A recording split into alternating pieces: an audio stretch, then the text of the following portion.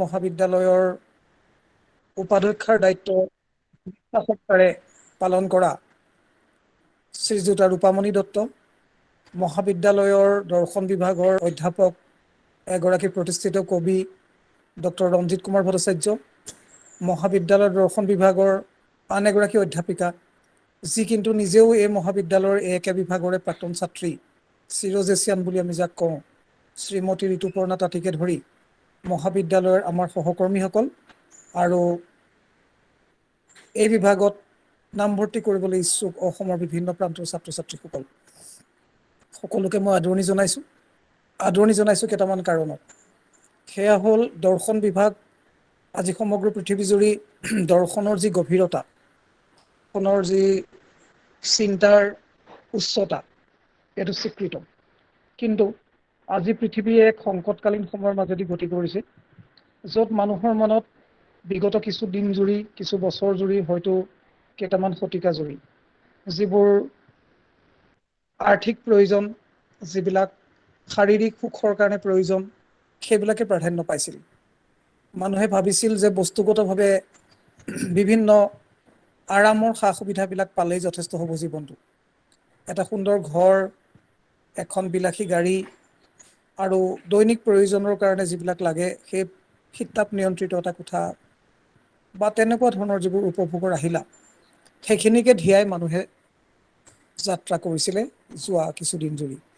কিন্তু বৰ্তমান কৰোণাকালীন পৰিস্থিতিয়ে মানুহক বৰ নিৰ্মমভাৱে সেই বিলাসিতাৰ পৰা বিচ্যুত কৰিবলৈ উপক্ৰম হৈছে। লক্ষ লক্ষ মানুহৰ মৃত্যুৰ মাজেৰে গংগা নদীত উটি অহা হেজাৰ হেজাৰ মৃতদেহৰ ছবিৰে আমি নিজকে প্ৰশ্ন সুধিবলৈ বাধ্য হৈছোঁ যে জীৱনৰ উদ্দেশ্য কি? জীৱনৰ উদ্দেশ্য কি?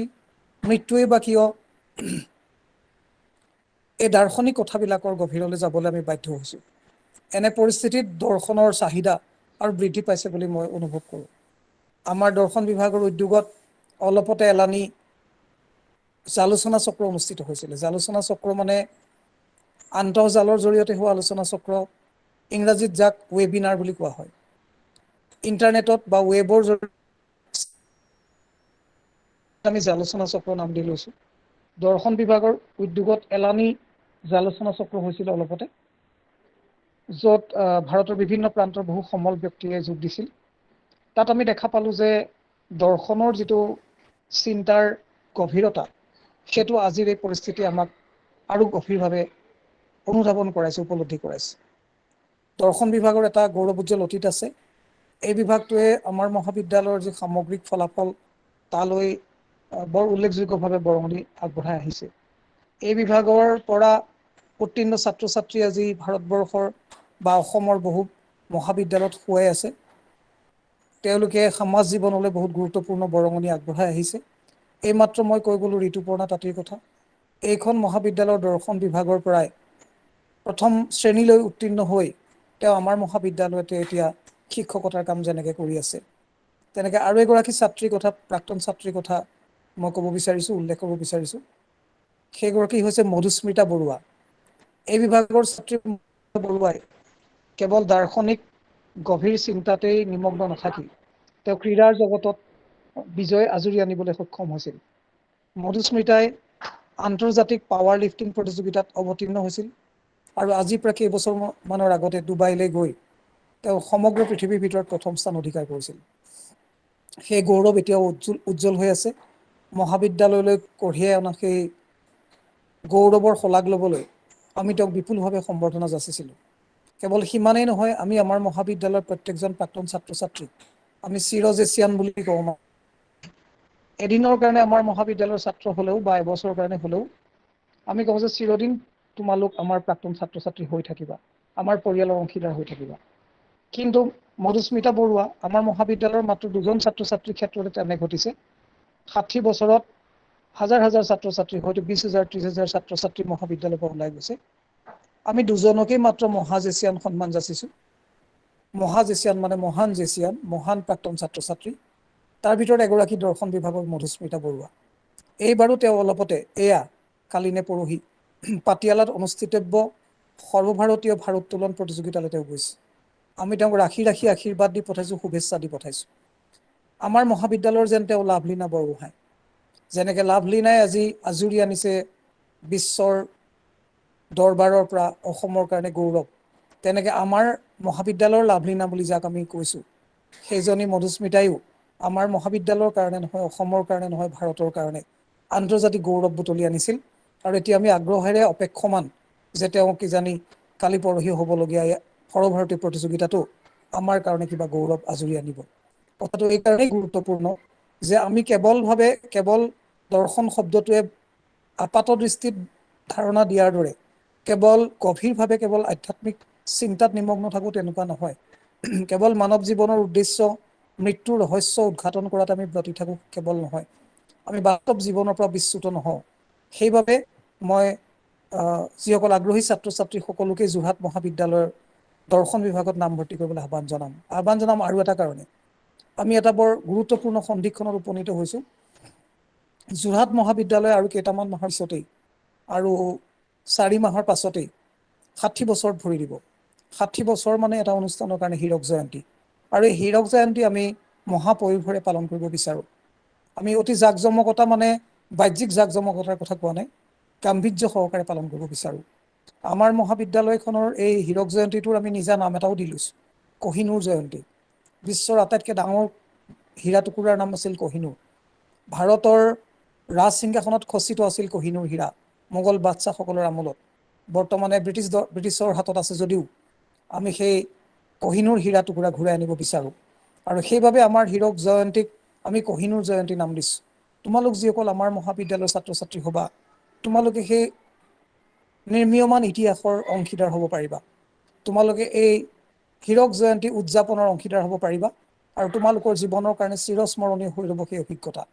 যোৰহাট মহাবিদ্যালয়ৰ সাংস্কৃতিক ক্ষেত্ৰত, ইয়াৰ বৌদ্ধিক ক্ষেত্ৰত, ইয়াৰ শাৰীৰিক ক্ৰিয়াৰ আৰু অত্যন্ত গুৰুত্বপূৰ্ণ অৱদান আগবঢ়োৱা এই দৰ্শন বিভাগলৈ আমাৰ ছাত্ৰ ছাত্ৰীসকলক, আগ্ৰহী ছাত্ৰ ছাত্ৰীসকলক আদৰণি জনাই বিভাগৰ সকলো সহকৰ্মীলে মোৰ সম্ভাষণ জনাই, আমাৰ বিশেষভাৱে আমন্ত্ৰিত শ্ৰীযুতা জিতা বৰুৱাক মোৰ অভিবাদন জনাই মোৰ এই আদৰণি ভাষণ বা উদ্বোধনী বক্তব্য সামৰিছোঁ। জয়তু দৰ্শন বিভাগ, যোৰহাট মহাবিদ্যালয়।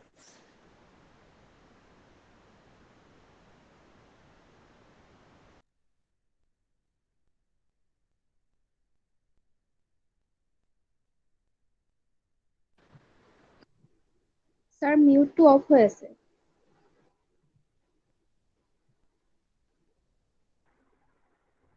ৰঞ্জিত, তোমাৰ মিউট হৈ আছা, তুমি মাতটো শুনা নাই, মিউট হৈ আছা। হয়। অধ্যক্ষ মহোদয়ক ধন্যবাদ জ্ঞাপন কৰিছোঁ। আজি আমি এই অনুষ্ঠানটিলৈ বিশেষভাৱে নিমন্ত্ৰণ কৰি আনিছিলোঁ অসমৰ এখন আগশাৰী শিক্ষানুষ্ঠান ক্ৰিচেণ্ট একাডেমীৰ সন্মানীয়া পৰিচালন সঞ্চালিকা জিতা বৰুৱা বাইদেউ। জিতা বৰুৱা বাইদেউক আমি অনুষ্ঠানটিলৈ স্বাগত সম্ভাষণ জনাইছোঁ। ইয়াৰ পাছতে আমি যোৰহাট মহাবিদ্যালয় একত্ৰিত পৰিয়ালৰ আভ্যন্তৰীণ মান নিশ্চিতকৰণ কোষৰ সঞ্চালক তথা যোৰহাট মহাবিদ্যালয়ৰ একত্ৰিতৰ ইতিহাস বিভাগৰ মুৰব্বী অধ্যাপক ডক্টৰ সৌমিত্ৰ পূজাৰী ছাৰক নৱাগত নতুন ছাত্ৰ ছাত্ৰীসকলৰ উদ্দেশ্যি দুআষাৰ ক'বলৈ অনুৰোধ জনালোঁ। সকলোকে নমস্কাৰ।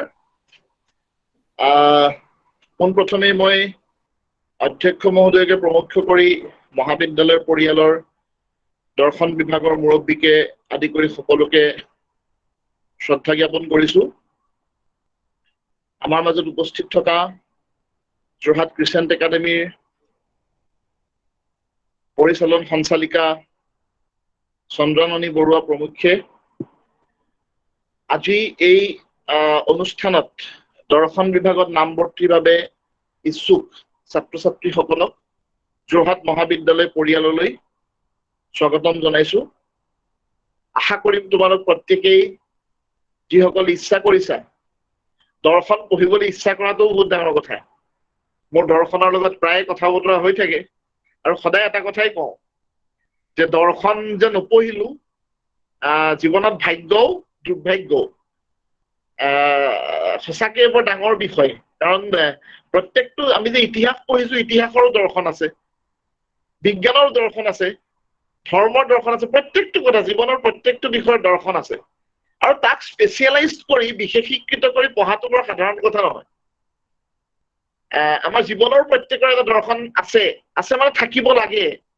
নাথাকিলে আমি অকমান মানুহ হোৱাৰ পৰা অকমান আঁতৰি যাম যেন লাগিব, হয়নে? আমি সকলোৰে এটা জীৱনৰ দৰ্শনো থাকে। গতিকে দৰ্শন পঢ়িবলৈ বিচৰাটো বৰ ডাঙৰ কথা। ভাৰতবৰ্ষ দৰ্শনৰ বাবে পৃথিৱীত বিখ্যাত। ভাৰতবৰ্ষত ইমানবিলাক ডাঙৰ ডাঙৰ দৰ্শন হৈছে, যাক বুদ্ধ, যাক আইনষ্টাইনে নিজৰ জীৱনৰ সকলোতকে ডাঙৰ দাৰ্শনিক বুলি কৈছে, ডাঙৰ তেওঁৰ জীৱনত প্ৰভাৱিত কৰা সকলোতকে ডাঙৰ ব্যক্তি বুলি কৈছে গৌতম বুদ্ধ, যাৰ জন্মস্থান ভাৰতবৰ্ষত। আমাৰ মানে এতিয়া নেপালত, কিন্তু আমি ভাৰতবৰ্ষ যাৰ কৰ্মভূমি। এনে বহু দাৰ্শনিকৰ ভাৰতবৰ্ষত জন্ম হৈছে। তো সেই পীঠস্থানত আমি আচলতে দৰ্শন পঢ়িবলৈ ইচ্ছা নকৰাটোহে ডাঙৰ কথা। দৰ্শন পঢ়িবলৈ ইচ্ছা কৰাটো বৰ গুৰুত্বপূৰ্ণ, আৰু সেইটো হবই লাগে। দৰ্শনৰ প্ৰতি এটা আমাৰ স্বাভাৱিক অনুৰাগ থাকিবই লাগে। তো গতিকে যিসকল ছাত্ৰ ছাত্ৰী আজি এই দৰ্শন বিভাগত নামভৰ্তিৰ বাবে আহিছে, সকলোকে আদৰণি জনাইছো, শুভকামনা জনাইছো। তোমালোকৰ জীৱনটো সুন্দৰ হওক, এই দৰ্শনে তোমালোকৰ জীৱনটো সমৃদ্ধ কৰক। আৰু আমি যোৰহাট মহাবিদ্যালয় পৰিয়ালত অন্তৰ্ভুক্ত হোৱাৰ পিছত সকলোৱে মিলি মহাবিদ্যালয়ৰ সৰ্বাংগীন বিকাশৰ বাবে নিশ্চিতভাৱে এটা পৰিয়ালৰ দৰে কৰ্মৰত হ'ব পাৰিম। তোমালোকক আমি লগ পাব পাৰিম। তো বিশেষ নকওঁ, দৰ্শনৰ বিষয়ে সবিশেষ কব আমাৰ মাজত জিতা আছে, জিতাই কব। তোমালোকক উদ্দেশ্যি বহুত দিনৰ বহুত ল'ৰা ছোৱালীক তাই লগ পাইছে, গতিকে কবলৈ ভাল পাব। যি কি নহওক, ইমানখিনি কথাৰে পুনৰবাৰ সকলোকে স্বাগতম জনাই মোৰ বক্তব্য সামৰিছো। নমস্কাৰ। হয়, সৌমিত্ৰ পূজাৰী ছাৰক ধন্যবাদ জ্ঞাপন কৰিছোঁ আমাৰ ফালৰ পৰা। ইয়াৰ পাছতে আমাৰ যোৰহাট মহাবিদ্যালয় একত্ৰিতৰ দৰ্শন বিভাগৰ সন্মানীয়া মুৰব্বী অধ্যাপিকা মিনতী বাইদেউক আমি সকলোৰে আগত, বিশেষকৈ নতুনখিনিৰ আগত চিনাকি কৰাই দিবলৈ বিচাৰিছোঁ। তেখেতক দুআষাৰ ক'বলৈ অনুৰোধ জনাইছোঁ। নমস্কাৰ, সকলোকে শুভ বিয়লিৰ সম্ভাষণ জনালোঁ। মৰমৰ ছাত্ৰ ছাত্ৰীসকল, যিসকলে আমাৰ আজিৰ এই অনুষ্ঠানটিত অংশগ্ৰহণ কৰি যোৰহাট মহাবিদ্যালয়ত নামভৰ্তিৰ বাবে আগবাঢ়ি আহিছে, তেওঁলোকক মই আন্তৰিকভাৱে স্বাগতম জনালোঁ। দৰ্শন বিভাগৰ আমাৰ যিখন বেনাৰ তোমালোকে দেখিছা, তাত এটা বাক্য উল্লেখ কৰা আছে, মুক্ত চিন্তা আৰু যুক্তিৰ আলোকেৰে আগবাঢ়িব খোজা। গতিকে সেই বাক্যশাৰীতেই আচলতে দৰ্শন আমি কিয় পঢ়িব লাগে বা দৰ্শনৰ প্ৰাসংগিকতা কি, তাতে সেই বাক্যটোতে সকলোখিনি কথা অন্তৰ্নিহিত হৈ আছে। আৰু দৰ্শন বিষয়টো কিয় পঢ়িব লাগে সেই সম্পৰ্কে আমাৰ অধ্যক্ষ মহোদয় আৰু সৌমিত্ৰ পূজাৰী ছাৰে তোমালোকক সুন্দৰকৈ ক'লে। গতিকে মোৰ বিশেষ ক'বলগীয়া আছে বুলি মই নাভাবোঁ। মই মাত্ৰ এটা কথাই ক'ম, আমি এই বিভাগত নামভৰ্তিৰ বাবে যি বাছনি পৰীক্ষা অনুষ্ঠিত কৰিম, সেই বাছনি পৰীক্ষাত তোমালোকে নিজকে ভালদৰে যাতে উত্তীৰ্ণ হ'ব পাৰা, সেই সম্পৰ্কে তোমালোকে চিন্তা কৰিবা, পঢ়িবা, আৰু বিভাগটোৰ নাম ৰাখিবৰ কাৰণে তোমালোকে যিমান পাৰা চেষ্টা কৰিবা। মই বিশেষ নকওঁ, আমাৰ বিভাগৰ ৰঞ্জিত ভট্টাচাৰ্য ছাৰে সকলোখিনি কথা তোমালোকক ক'ব।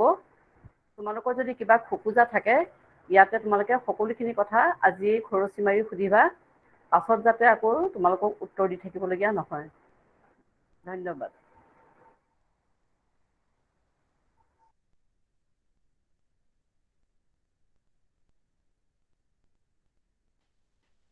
হয়, মিনতী গগৈ বাইদেউক ধন্যবাদ জ্ঞাপন কৰিছোঁ। ইয়াৰ পাছতে আমি দুআষাৰ ক'বলৈ অনুৰোধ জনাম আমাৰ মহাবিদ্যালয়ৰ সন্মানীয় উপাধ্যক্ষা তথা দৰ্শন বিভাগৰ সন্মানীয়া সহযোগী অধ্যাপিকা ৰূপামণি দত্ত বাইদেউ।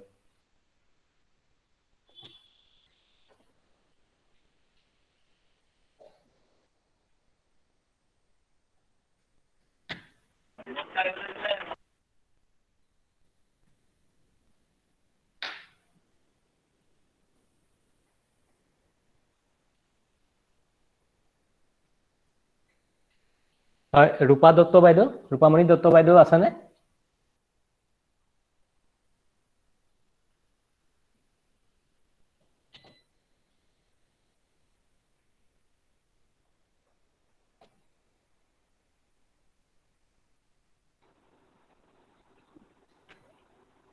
ৰূপা বাইদেউ আছেনে? আছো, মাতটো শুনিছানে বাৰু? হয় বাইদেউ শুনিছো, শুনি শুনি আছো। হেল্ল'। আজি কৈ আছো, আজি যোৰহাট মহাবিদ্যালয়ত গঠিত দৰ্শন বিভাগে আয়োজন কৰা অনলাইন কাউন্সেলিং অনুষ্ঠানটি উপস্থিত থকা শ্ৰদ্ধাৰ অধ্যক্ষ মহোদয়, একাডেমীৰ প্ৰপাৰেটৰ গীতা বৰুৱা, মোৰ সহকৰ্মীসকল বিভাগৰ আৰু মহাবিদ্যালয়, আৰু কোনোবাই কিবা কৈ আছে? হেল্ল'। হয় হয়, মাইক্ৰফোনটো মিউট কৰি ল'ব, কোনোবাই মাইক্ৰফোনটো আনমিউট কৰি থৈছে, অনুৰোধ জনাইছো মিউট কৰিবলৈ। হ'ব। আৰু বিভিন্ন মহাবিদ্যালয় বিদ্যালয়ৰ পৰা চূড়ান্ত পৰীক্ষাত উত্তীৰ্ণ হৈ অহা মৰমৰ ছাত্ৰ ছাত্ৰীসকল, জয়তে মই সেই ছাত্ৰ ছাত্ৰীসকলক অভিনন্দন জনাইছো। আজি এই কোভিড মহামাৰীয়ে আমাৰ কাম কাজ সকলোতে আমাৰ সকলো ক্ষেত্ৰতে আমাৰ প্ৰভাৱ পেলাইছে, যথেষ্ট আমাৰ মনত বহুত প্ৰভাৱ পেলাইছে। সাধাৰণতে আমি নামভৰ্তিৰ আগে মহাবিদ্যালয়ৰ সকলো ছাত্ৰ ছাত্ৰী মুখামুখিকে আমি কথা বতৰা পাতো, তেওঁলোকৰ খোকোজাবিলাক আমি মাৰিবলৈ যত্ন কৰোঁ।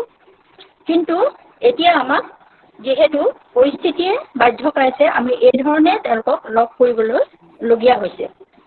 গতিকে এই কাউন্সেলিং অনুষ্ঠানৰ দ্বাৰা ছাত্ৰ ছাত্ৰীসকলে তেওঁলোকৰ যিকোনো খোকোজাই আগতে মুৰব্বীয়ে কৈ গৈছে যে তেওঁলোকৰ যিকোনো খোকোজা তেওঁলোকে মাৰিব পাৰিব, সুধিব পাৰিব। আমাৰ সহকৰ্মী ৰঞ্জিত ভট্টাচাৰ্যই সকলোখিনি কথা আঁতিগুৰি মাৰি তোমালোকক জনাব, সেইখিনি তোমালোকে ক্লিয়াৰ হৈ ল'বা। তাৰোপৰি মই দৰ্শন বিভাগৰ এগৰাকী অধ্যাপিকা হিচাপে কওঁ যে তোমালোকে যদি দৰ্শন বিভাগত নাম ভৰ্তি কৰা, তোমালোকে যেতিয়া ডিগ্ৰী লৈ বা ডিগ্ৰী পাছ কৰি আমাৰ কলেজৰ পৰা ওলাই যাবা, তেতিয়া তোমালোকে নিজকে ভাগ্যৱান বুলি ভাবিবলৈ বাধ্য হ'বা। যিহেতু আমি যিমান পাৰোঁ তোমালোকক নিজৰ সন্তানৰ দৰে অতি মৰমেৰে তোমালোকৰ বিভিন্ন সমস্যা আমি সমাধান কৰিবলৈ যত্ন কৰোঁ। অকল বৌদ্ধিক দিশতে নহয়, অন্যান্য দিশতো তোমালোকৰ উন্নতিৰ কাৰণে আমি যথেষ্ট চেষ্টা কৰোঁ আমাৰ বিভাগে। গতিকে তোমালোকে একেবাৰে ঘৰুৱা পৰিৱেশত শিক্ষা গ্ৰহণ কৰিবলৈ সুবিধা পাবা, সেইটো নিশ্চিত। গতিকে মই তোমালোকক স্বাগতম জনাইছোঁ, শুভেচ্ছা জনাইছোঁ। তোমালোকে দৰ্শন বিভাগত নামভৰ্তি কৰা। আকৌ প্ৰশাসনৰ এগৰাকী সদস্য হিচাপেও মই কওঁ যে তোমালোকে নামভৰ্তি কৰাৰ পিছত মহাবিদ্যালয়ৰ সকলো নিয়ম কানুন নীতি নিৰ্দেশনা মানি সকলোকে সন্মান প্ৰদৰ্শন কৰি দৰ্শন বিভাগৰ যি ঐতিহ্য, সেই ঐতিহ্য অটুট ৰাখিবা আৰু বিভাগটো আৰু মহাবিদ্যালয়খনলৈ গৌৰৱ কঢ়িয়াই আগবাঢ়ি যাবা বুলি আশা কৰিলোঁ। আৰু এইখিনি কথাকে কৈ মই তোমালোকলৈ শুভেচ্ছা জনাই তোমালোকক স্বাগতম জনাইছোঁ। তোমালোকে সুন্দৰভাৱে পৰীক্ষা দি আমাৰ মহাবিদ্যালয়ত আসন অধিকাৰ কৰিবলৈ সক্ষম হ'বা। ধন্যবাদ।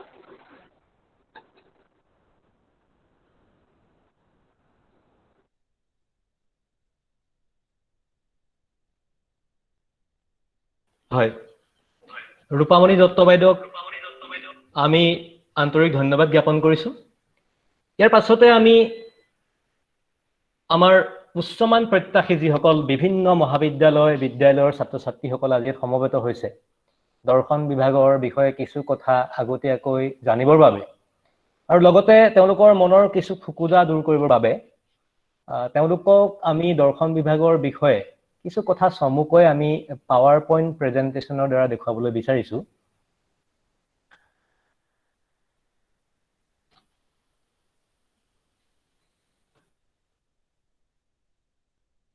দৰ্শন বিভাগ, যোৰহাট মহাবিদ্যালয়। আমি ইতিমধ্যে বেনাৰখনতে এটা কথা স্পষ্টভাৱে কৈছোঁ যে মুক্ত চিন্তাৰ যুক্তিবাদৰ আলোকত আগুৱাই যাবলৈ বিচৰা প্ৰতিজন ছাত্ৰ ছাত্ৰীক যোৰহাট মহাবিদ্যালয় দৰ্শন বিভাগলৈ স্বাগতম। দৰ্শনৰ মূল কথা সেইটোৱে, দৰ্শনৰ উদ্দেশ্য সেইটোৱে।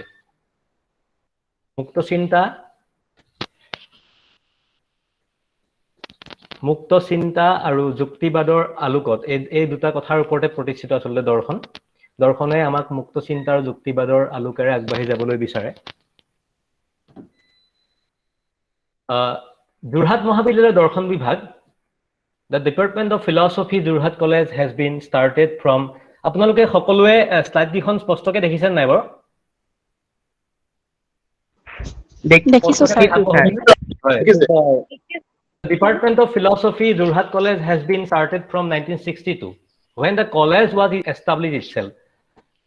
Jorhat Mahabidyalaya 1962 চনত প্ৰতিষ্ঠিত আৰু তাৰ লগে লগে একেলগে দৰ্শন বিভাগো প্ৰতিষ্ঠিত। The Department of Philosophy came into being a separate department from the very beginning of the college. আৰু the major course was introduced in 1994. 1994 প্ৰথমবাৰৰ কাৰণে দৰ্শন বিভাগত দৰ্শনৰ উচ্চমানটো আৰম্ভ কৰা হৈছিল। আৰু এই বিভাগৰ অতি সন্মানীয় শ্ৰদ্ধাৰ প্ৰথম যিকেইজন অধ্যাপক আছিলে, লেট বদিউজ্জামান, লেট মহেশ চন্দ্ৰ দত্ত প্ৰথমজন মুৰব্বী অধ্যাপক। আমি তেখেতসকলক আজি শ্ৰদ্ধাৰে সোঁৱৰিছো। আৰু আচলতে আমি সেই যিসকল আমাৰ পূৰ্বৰ যিসকল অগ্ৰজ শ্ৰদ্ধাৰ, তেখেতসকলৰ আচলতে আশীৰ্বাদ আৰু তেখেতসকলৰ আশীৰ্বাদ আমাৰ শিৰত সদায় লৈহে আমি আগবাঢ়ি যাব পাৰিম। গতিকে আমি সকলো তেখেতসকলৰ প্ৰতি শ্ৰদ্ধাশীল হোৱাটো কৰ্তব্য, আৰু দৰ্শন বিভাগে এই কামটো কৰি থাকে। তাৰ পাছতে আমাৰ দৰ্শন বিভাগত কেনেকুৱা ধৰণৰ কোৰ্চ আছে? হায়াৰ ছেকেণ্ডেৰী কোৰ্চ আছে আমাৰ দৰ্শন বিভাগত, আৰু লগতে degree course both core and generic elective, যিটো আগতে কোৰ, এতিয়া CBCS কোৰ বুলি কয়, আগতে সেইটো খুব জনপ্ৰিয় নাম আছিলে মেজৰ বুলি কোৱা হৈছিল, এতিয়া কোৰ হ'ল CBCS। আৰু আগতে 5 কোৰ্চ আছিল জেনেৰিক ইলেক্টিভ, এই দুইটাই আছে। অৰ্থাৎ আমি দৰ্শনত কোনোবাই মেজৰ ল'ব পাৰে, কোৰ ল'ব পাৰে, কোনোবাই 5 কোৰ্চো পঢ়িব পাৰে, জেনেৰিক ইলেক্টিভ পঢ়িব পাৰে। আৰু লগতে KK Handique state open university, degree level semester course আছে। কোনোবাই KK হেণ্ডিক, যি ষ্টেট অপেন ইউনিভাৰ্চিটি, ৰাজ্যিক মুক্ত বিশ্ববিদ্যালয়, তাৰ অধীনতো দৰ্শনটো অধ্যয়ন কৰিব পাৰে। আৰু আমাৰ দৰ্শন বিভাগৰ মূল উদ্দেশ্য কি? To enhance the analytic and synthetic ability of the students. দৰ্শনৰ এটা প্ৰধান উদ্দেশ্য বিশ্লেষণাত্মক আৰু সংশ্লেষণাত্মক যিটো সামৰ্থ্য, যিটো ক্ষমতা, ছাত্ৰ ছাত্ৰীৰ ক্ষমতাটো বৃদ্ধি কৰিবলৈ চেষ্টা কৰা। Research ability of the students, যিটো গৱেষণামূলক যিটো তেওঁলোকৰ ফেকাল্টি থাকে, সেইটো বৃদ্ধি কৰিবলৈ চেষ্টা কৰা। Rational ability of the students, ছাত্ৰ ছাত্ৰীসকলৰ যিটো বৌদ্ধিক সামৰ্থ্য, সেইটো বৃদ্ধি কৰিবলৈ চেষ্টা কৰা। Decision making ability of the students, ছাত্ৰ ছাত্ৰীসকলৰ যিটো সিদ্ধান্ত গ্ৰহণ কৰাৰ ক্ষমতা, উচিত সময়ত উচিত সিদ্ধান্ত। আচলতে দৰ্শনৰ এটা প্ৰধান বিষয় হৈছে তৰ্ক বিজ্ঞান বা তৰ্কশাস্ত্ৰ। আৰু এই তৰ্ক বিজ্ঞান বা তৰ্কশাস্ত্ৰই আমাক এই কথাকেইটাৰ যে এই সিদ্ধান্ত বৌদ্ধিকভাৱে চিন্তা কৰাৰ বা বৌদ্ধিক যিটো উৎকৰ্ষ, সেইটো সাধনত যথেষ্ট সহায় কৰে। গতিকে এইখিনি দৰ্শন অধ্যয়নৰ প্ৰধান উদ্দেশ্য হিচাপে আমি বিবেচিত কৰিছো। তাৰপিছতে আহিলে আমাৰ ভিজন এণ্ড মিছন। ভিজন এনেকুৱা ধৰণৰ, to impart quality education to rural and economically weaker students. এইটো এটা বৰ গুৰুত্বপূৰ্ণ কথা। যোৰহাট মহাবিদ্যালয়ৰ দৰ্শন বিভাগ বুলিয়ে নহয়, যোৰহাট মহাবিদ্যালয় একত্ৰিতই আচলতে হয়তো একেবাৰে আৰম্ভণি সময়ৰ পৰাই গ্ৰামাঞ্চলৰ আৰু বিশেষকৈ যিসকল আৰ্থিকভাৱে অসচ্ছল সেই ছাত্ৰ ছাত্ৰীসকলৰ সুবিধাৰ্থে কিছু পদক্ষেপ গ্ৰহণ কৰিছে। তেওঁলোকে যাতে শিক্ষাৰ যিটো অধিকাৰ, সেই অধিকাৰৰ পৰা যাতে কোনো বঞ্চিত নহয়। যি ধৰণৰ যি বিভাগতে নপঢ়ক লাগিলে, সেই আমাৰ মহাবিদ্যালয়ৰ সেই সকল ছাত্ৰ ছাত্ৰীৰ প্ৰতি এক ধৰণৰ নৈতিক দায়বদ্ধতা সকলো সময়তে আমাৰ মহাবিদ্যালয়ৰ কাম কাজত প্ৰতিফলিত হয়। Two create interest in the students to choose the subject, a kind of Morrell and career counselling. এইটো এটা বিশেষ কথা যে ছাত্ৰ ছাত্ৰীৰ শিক্ষাৰ উদ্দেশ্য কেৱল পাঠ্যপুথি অধ্যয়নে নহয়, ছাত্ৰ ছাত্ৰীৰ যিটো নৈতিক উৎকৰ্ষ সাধন, যিটো মানৱীয় উৎকৰ্ষ সাধন, সেই প্ৰমূল্য ভিত্তিক শিক্ষা, সেইটো দৰ্শন বিভাগ বুলিয়ে নহয়, যোৰহাট মহাবিদ্যালয়ৰ প্ৰত্যেকটো বিভাগে কথাটোত গুৰুত্ব দিয়ে।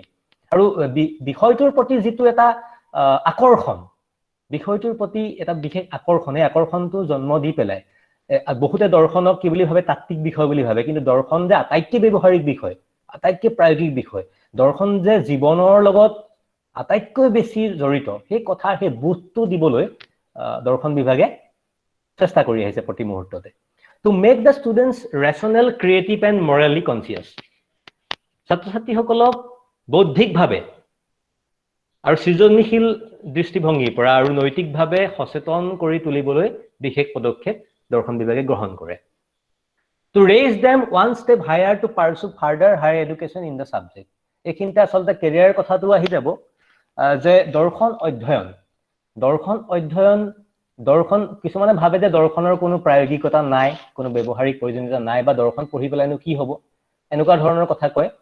আনকি যেতিয়া মই আচলতে যেতিয়া ডিগ্ৰী লেভেলত ফিলচফিত অনাৰ্ছ ল'বলৈ বিচাৰিছিলোঁ তেতিয়া এজন ব্যক্তিয়ে সন্মানীয় ব্যক্তিয়ে মোক কৈছিলে যে ছোৱালীয়ে পঢ়া বিষয়টো নিৰ্বাচন কৰিছো তেতিয়া মই অত্যন্ত দুখ পাইছিলোঁ কিন্তু এইটো কোনো গৰ্ব বা অহংকাৰৰ কথা নহয় কিন্তু আজি মই যোৰহাট মহাবিদ্যালয়ৰ দৰ্শন বিভাগৰ এজন অধ্যাপক গতিকে কথাটো এনেকুৱা যে যদি আপুনি সকলোৱে যদি ভালকৈ অধ্যয়ন কৰে ইফ ইউ ষ্টাডি প্ৰপাৰলি কোনো আপোনাক সেই পথত অন্তৰায় হ'ব নোৱাৰে আচলতে সেই দৃঢ়তা থাকিব লাগিব যে যি বিষয়ে নহওক আমি উচ্চতালৈ যাব পাৰো যিকোনো বিষয়তে অকল দৰ্শন বুলি যে দৰ্শন আমুকে পঢ়িব আমুকে নপঢ়িব দৰ্শন বিষয়টো এনেকুৱা ধৰণৰ কথা এইটো সত্য কথা নহয় যেনেকৈ আমাৰ হাতখনৰ 5টা আঙুলিৰ বিশেষ ভূমিকা আছে পৃথিৱীৰ যিমানবোৰ বিষয় আমি আজিলৈকে পঢ়িছো প্ৰত্যেকৰ এটা নিজ নিজ তাৎপৰ্য আছে গতিকে প্ৰত্যেকটো বিষয় অমূল্য To create platform for the students to exhibit their talents and creativities in academic as well as co-curricular activities. দৰ্শন মানে কেৱল তাত্ত্বিক জ্ঞানেৰে পঢ়াশালীৰ ভিতৰত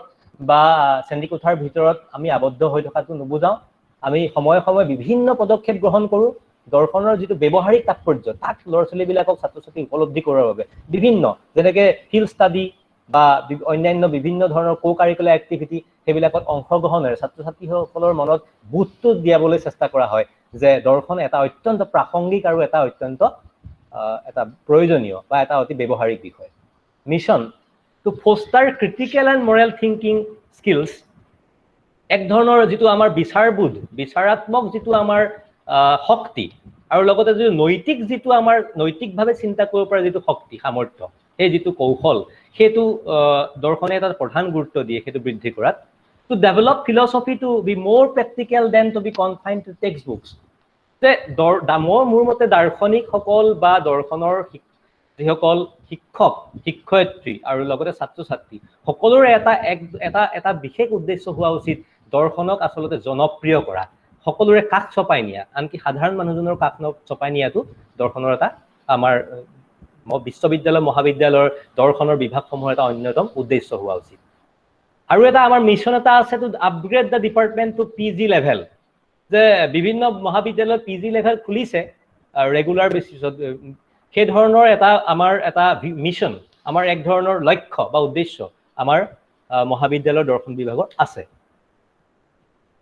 আমাৰ ৰিজাল্টবিলাক কেনেকুৱা দৰ্শন বিভাগে যিটো সামগ্ৰিক যিটো আমাৰ ফলাফল মহাবিদ্যালয়ৰ সেই সামগ্ৰিক ফলাফলটোলৈ দৰ্শন বিভাগৰ বিশেষ অৰিহণা আছে উল্লেখযোগ্য অৰিহণা আছে আমি অকমান দেখাবলৈ বিচাৰিছো সকলোখিনি সামৰি ল'ব পৰা নাই আমি ইয়াত আমি first class holder degree final year 2015 চনত আৰু এটা কথা আমি দেখো যে লাহে লাহে দৰ্শনৰ ছাত্ৰ ছাত্ৰী বাঢ়ি আহিছে 2015 চনত ফাৰ্ষ্ট ক্লাছ পাইছিলে 4টাই 2016ত 6টা 2017ত 6টা 2018ত 2টা 2019ত 2টা কিন্তু 2020 চনত 7টা আৰু ইতিমধ্যে যিটো এনৰোলমেণ্ট ছাত্ৰ ছাত্ৰী দৰ্শনত ছাত্ৰ ছাত্ৰীৰ সংখ্যা নামভৰ্তি কৰা ছাত্ৰ ছাত্ৰীৰ সংখ্যা ক্ৰমবৰ্ধমান গতিত লাহে লাহে বৃদ্ধি পাইছে ই দৰ্শনৰ বাবে সামগ্ৰিকভাৱে গোটেই যোৰহাট মহাবিদ্যালয়ৰ বাবে অন্যতম এটা ভাল খবৰ বুলি আমি মত পোষণ কৰিব পাৰোঁ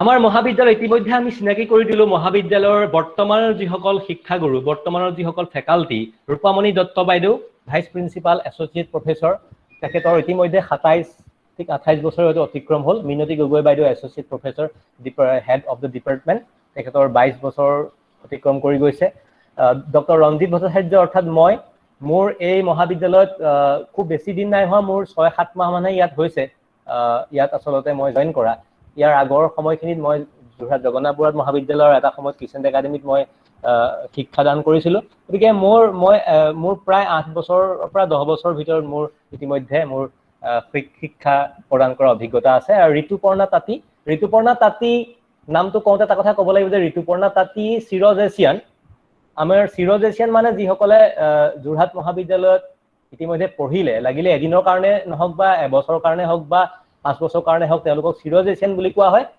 ঋতুপৰ্ণা তাঁতীয়ে এখন মহাবিদ্যালয়ৰ পৰা গ্ৰেজুৱেশ্যন লৈ তেওঁ আকৌ এখন মহাবিদ্যালয়তে 3 বছৰ কাল তেখেতে শিক্ষা দান কৰিছে ছাত্ৰ ছাত্ৰীক এইটো পৰম এটা আচলতে এটা আনন্দ আৰু গৌৰৱৰ বিষয় বুলি আমি মত পোষণ কৰিব পাৰোঁ এইখিনি কিছু মহাবিদ্যালয়ৰ কিছু গুৰুত্বপূৰ্ণ কথা আপোনালোকে সকলোৱে স্পষ্টভাৱে দেখিছেনে স্লাইডবিলাক দেখা পাইছেনে আপোনালোকে? হয় হয়, আমাৰ সন্মানীয় অধ্যক্ষ যোৰহাট মহাবিদ্যালয়ৰ ডক্টৰ দেৱব্ৰত শৰ্মা ছাৰ, এজন পণ্ডিত তেখেতৰ কথা কৈ আচলতে শেষ কৰিব পৰা নাযায়, আৰু এনেকুৱা ধৃষ্টতাও মই কৰিবলৈ নিবিচাৰো, কিন্তু তেখেতে এনেকুৱা কিছুমান ব্যতিক্ৰমী কাম কৰে। তেখেতে যোৰহাট মহাবিদ্যালয়ৰ বিভিন্ন বিভাগত তেখেতে ক্লাছ কৰে, শ্ৰেণীসমূহ লয়। দৰ্শন বুলিয়ে নহয়, সমাজতত্ত্ব, শিক্ষা, ইতিহাস, ইংৰাজী, বিভিন্ন বিষয়ত তেখেতে ছাত্ৰ ছাত্ৰীক, এইটো আচলতে মই ভাবো যে অসমৰ মহাবিদ্যালয়সমূহৰ ইতিহাসতে এটা অত্যন্ত এটা যুগান্তকাৰী বা এটা অত্যন্ত গুৰুত্বপূৰ্ণ কথা বুলি ভাবো যে তেখেতে, আমি দেখুৱাইছো ফটোত, তেখেতে দৰ্শনৰ এটা শ্ৰেণী লৈ আছে, ক্লাছ লৈ আছে, principal sir taking philosophy major classes. এইটো এটা গৌৰৱৰ কথা আমাৰ কাৰণে, দৰ্শন বিভাগ আৰু যোৰহাট মহাবিদ্যালয়ৰ কাৰণে অত্যন্ত গৌৰৱৰ কথা বুলি আমি মত পোষণ কৰিবলৈ বিচাৰো। অমিত্ৰ পূজাৰী ছাৰ, তেখেত যোৰহাট মহাবিদ্যালয়ৰ আমি ইতিমধ্যে চিনাকি, তেখেতে বক্তব্য ৰাখিছিলে। ইতিহাস বিভাগৰ তেখেত অধ্যাপক আৰু লগতে যোৰহাট মহাবিদ্যালয়ৰ IQAC অৰ্থাৎ আভ্যন্তৰীণ মান নিশ্চিতকৰণ কোষৰ তেখেত সঞ্চালক। তেখেতে এটা দ্বৈত ভূমিকা পালন কৰি আহিছে। ছাৰৰ কথা কৈ শেষ কৰিব নোৱাৰি, ছাৰৰ যি পাণ্ডিত্য বা ছাৰৰ যি কৰ্মদক্ষতা, আৰু ছাৰেও সময়ে সময়ে দৰ্শন বিভাগত পাঠদান কৰি বা দৰ্শন বিভাগত বিভিন্ন বক্তব্য ৰাখি ছাৰে আমাৰ দৰ্শন বিভাগক কৃতাৰ্থ কৰিছে, ছাত্ৰ ছাত্ৰীসকল উপকৃত হৈছে। এই পদক্ষেপ আগলৈ চলি থাকিব বুলি আমি আশা ৰাখিছো। ছাৰে এটা বক্তৃতা দিছিলে, ছবিখন, সেই বক্তৃতাৰ lecture on new Vedantic philosophy of Swami Vivekananda. অমিত্ৰ পূজাৰী ছাৰে সেই বিশেষ বিষয়টোত তেখেতে বক্তব্য ৰাখিছিলে। সকলো বিদ্যালয়ৰ দৰে আমাৰ মহাবিদ্যালয়তো প্ৰাচীৰ পত্ৰিকা আছে, এটা অতি অন্যতম প্ৰধান কলা ছাত্ৰ ছাত্ৰীসকলৰ সৃজনশীলতাৰ অন্যতম এক প্ৰতিফলন হিচাপে বিবেচিত হৈ আহিছে। আৰু আমাৰ যোৰহাট মহাবিদ্যালয়ৰ দৰ্শন বিভাগৰো নিজৰ এখন প্ৰাচীৰ পত্ৰিকা আছে, নাম উত্তৰণ।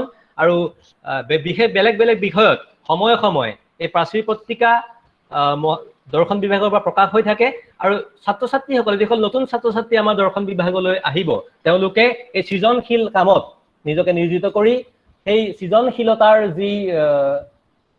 যি উপলব্ধি বা সেই যি আনন্দ, সেই আনন্দ তেওঁলোকে লভিবলৈ সক্ষম হ'ব।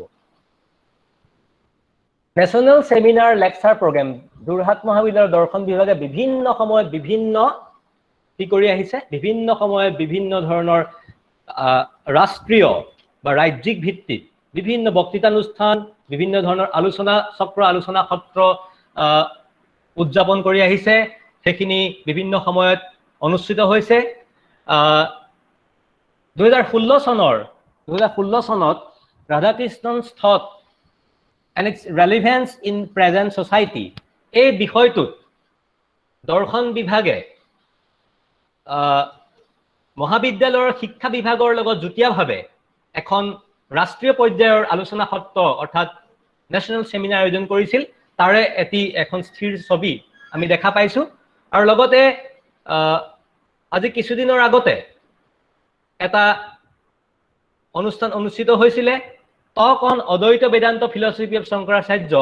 আৰু সেই বিষয়ত অদ্বৈত বেদান্ত ফিলচফি অফ শংকৰাচাৰ্য, সেই বিষয়ত জগন্নাথ বৰুৱা মহাবিদ্যালয়ৰ প্ৰাক্তন সন্মানীয় অধ্যক্ষা, লগতে জগন্নাথ বৰুৱা মহাবিদ্যালয়ৰ দৰ্শনৰ প্ৰাক্তন মুৰব্বী অধ্যাপিকা, অসমৰ এগৰাকী বিশিষ্ট দৰ্শন পণ্ডিত ডক্টৰ অঞ্জনা চলিহা বাইদেৱে এই বিষয়টিত তেখেতে সকলোকে মন্ত্ৰমুগ্ধ কৰিব পৰা এটা বক্তৃতা ৰাখিছিল। সকলো উপকৃত হৈছিল, ছাত্ৰ ছাত্ৰী, শিক্ষক শিক্ষয়িত্ৰী সকলো উপকৃত হৈছিল। তাৰে এখন স্থিৰ চিত্ৰ। লগতে আৰতী নায়ক বাইদেউ এটা সময়ত যোৰহাট জগন্নাথ বৰুৱা মহাবিদ্যালয়ৰ দৰ্শনৰ প্ৰাক্তন মুৰব্বী অধ্যাপিকা আৰতী নায়ক বাইদেৱে বক্তব্য ৰাখিছিল এটা বিষয়ত। তাৰ লগতে দৰ্শন সমাজতত্ত্ব ৰাজনীতিৰ আন্তঃসম্পৰ্ক, বিষয়ক বক্তৃতা অনুষ্ঠিত হৈছিল। এইবিলাক হৈছে বিভিন্ন সময়ত নিউজ পেপাৰত, বাতৰি কাকতত ওলোৱা বিভিন্ন ধৰণৰ নিউজৰ ছবি আমি দেখা পাইছো ইয়াত। এখন নেশ্যনেল ছেমিনাৰ অন ৰাধাকৃষ্ণ ইতিমধ্যে কলো 2016 চনৰ 28 আৰু 29 ছেপ্টেম্বৰ অনুষ্ঠিত কৰিছিলে দৰ্শন বিভাগ আৰু শিক্ষা বিভাগে যৌথ উদ্যোগত। Doctor Anjana Chaliha delivered lecture on অদ্বৈত বেদান্ত ফিলচফি অফ শংকৰাচাৰ্য। আজি কিছুদিনৰ আগতে আমাৰ যি কৰোণাকালীন কভিড সৃষ্ট যি দুখ সময়, এই দুখ সময়ৰ মাজতো যে আমাৰ যি বৌদ্ধিক যাত্ৰাৰ যি প্ৰচেষ্টা সেই নিৰন্তৰ চলি থাকিব তাৰ এক প্ৰমাণ হিচাপে যোৰহাট মহাবিদ্যালয়ৰ কেৱল দৰ্শন বিভাগেই নহয়, অন্যান্য বিভাগসমূহ বিভিন্ন ধৰণৰ আলোচনা চক্ৰ, আমি যাক জালোচনা চক্ৰ বুলি আমাৰ দেৱব্ৰত শৰ্মা ছাৰে এই শব্দটো দিছে, স্বীকৃত হৈছে শব্দটো বহু পৰিমাণে। জালোচনা চক্ৰ বা ৱেব সন্মিলন, ৱেবিনাৰ এইসমূহ অনুষ্ঠিত হৈছিল গুগল মিট যোগে। অকল দৰ্শন বিভাগ নহয়, বিভিন্ন বিভাগে অনুষ্ঠিত কৰিছিল, সমাজতত্ত্ব, শিক্ষাকে আদি কৰি বিভিন্ন বিভাগে অনুষ্ঠিত কৰিছিল। এতিয়া ইতিহাস বিভাগেও এখন অনুষ্ঠিত কৰিব আমি গম পাইছো। সেইবিলাকৰ বিভিন্ন ধৰণৰ বেনাৰ, বিভিন্ন সময়ত বাতৰি কাকতত প্ৰকাশিত বাতৰি, লগতে এইবিলাক হৈছে স্ক্ৰীনশ্বট, বিভিন্ন সময়ত পতা সেই অনুষ্ঠানবিলাকৰ আমি নিউ দিল্লীৰ ICPR যিটো কয় Indian council for philosophical research, ৰাষ্ট্ৰীয় দাৰ্শনিক অনুসন্ধান পৰিষদ ICPR-এ সময়ে সময়ে বিভিন্ন মহাবিদ্যালয়ৰ দৰ্শন বিভাগবিলাকক গ্ৰান্ট দিয়ে, পইচা দিয়ে বিভিন্ন এনেকুৱা ধৰণৰ অনুষ্ঠান অনুষ্ঠিত কৰিবলৈ। আমি সকলোৱে জানো যে প্ৰতি বছৰে 21 জুনটো আন্তঃৰাষ্ট্ৰীয় যোগ দিৱস, ইণ্টাৰনেশ্যনেল ডে অফ য়োগা হিচাপে পালন কৰা হয়। আৰু আমি ICPR-ৰ পৰা গ্ৰান্ট পাইছিলো আমি এলানি বক্তৃতানুষ্ঠান আয়োজন কৰিবলৈ। আমি ইতিমধ্যে সেই এলানি বক্তৃতানুষ্ঠানৰ 3টাকৈ বক্তৃতানুষ্ঠান আমি ইতিমধ্যে সম্পন্ন কৰিলো।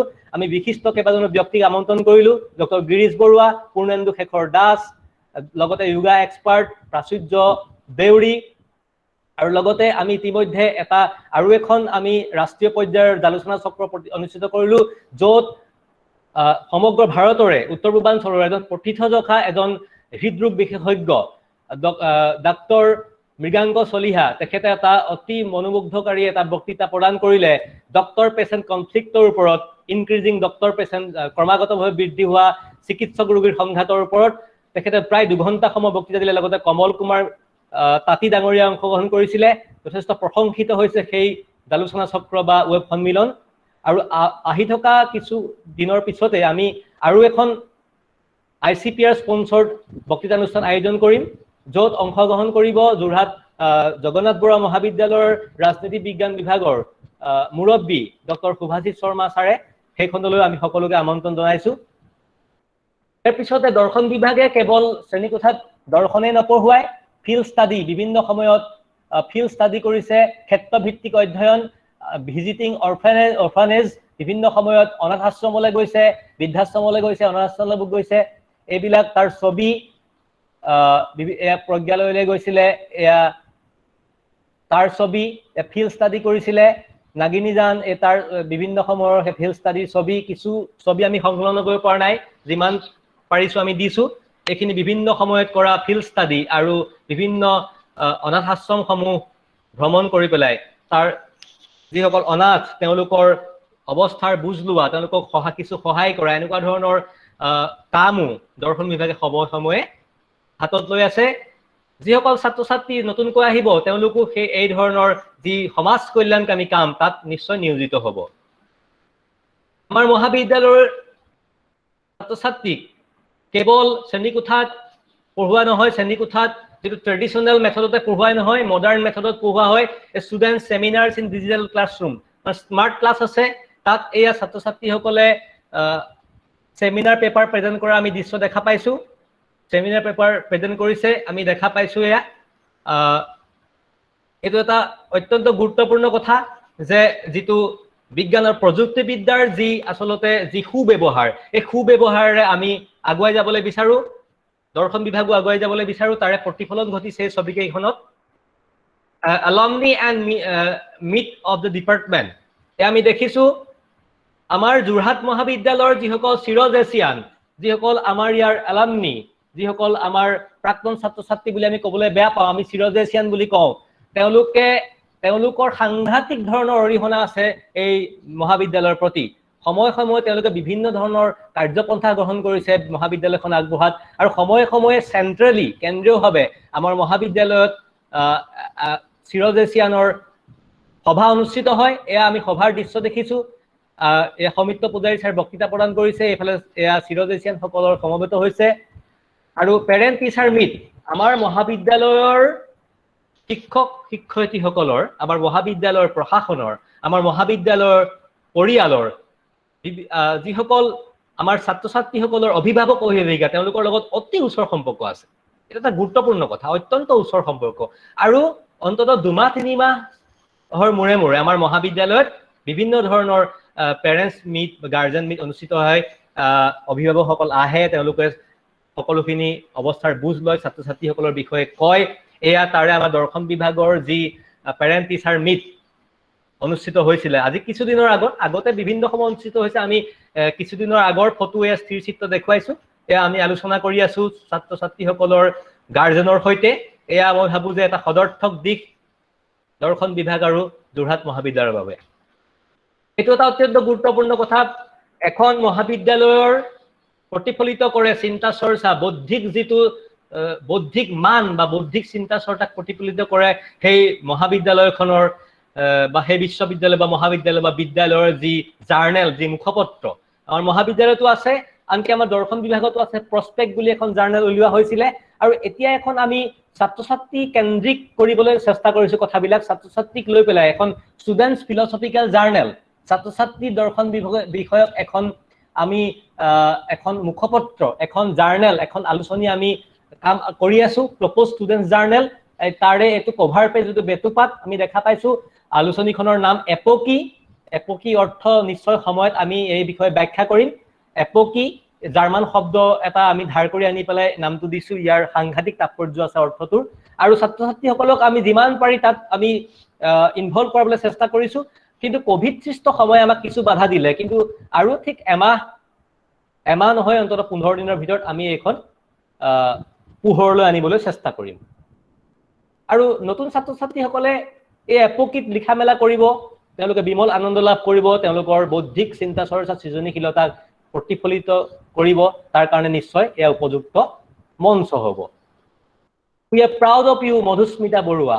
আমি বহুতো ছাত্ৰ ছাত্ৰীক লৈ গৌৰৱান্বিত।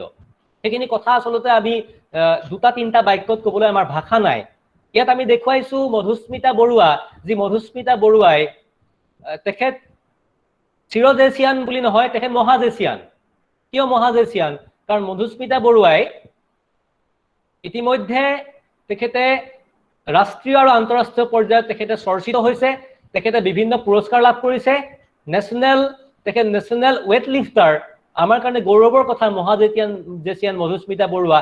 মধুস্মিতা বৰুৱা কলেজৰ এলামনি মিটত তেখেতে বক্তৃতা প্ৰদান কৰাৰ ছবি, এয়া ইলেক্ট্ৰনিক মিডিয়াৰ যোগেদি তেখেতৰ খবৰ প্ৰচাৰিত হৈছে। এয়া আমাৰ সন্মানীয় অধ্যক্ষ মহোদয়ৰ লগত ছবি। আৰু লগতে সন্মানীয় অধ্যক্ষ মহোদয়ে কি কৈছিলে তেখেতৰ বিষয়ে অকমান মই ক'বলৈ বিচাৰিছো, দেখুৱাবলৈ বিচাৰিছো।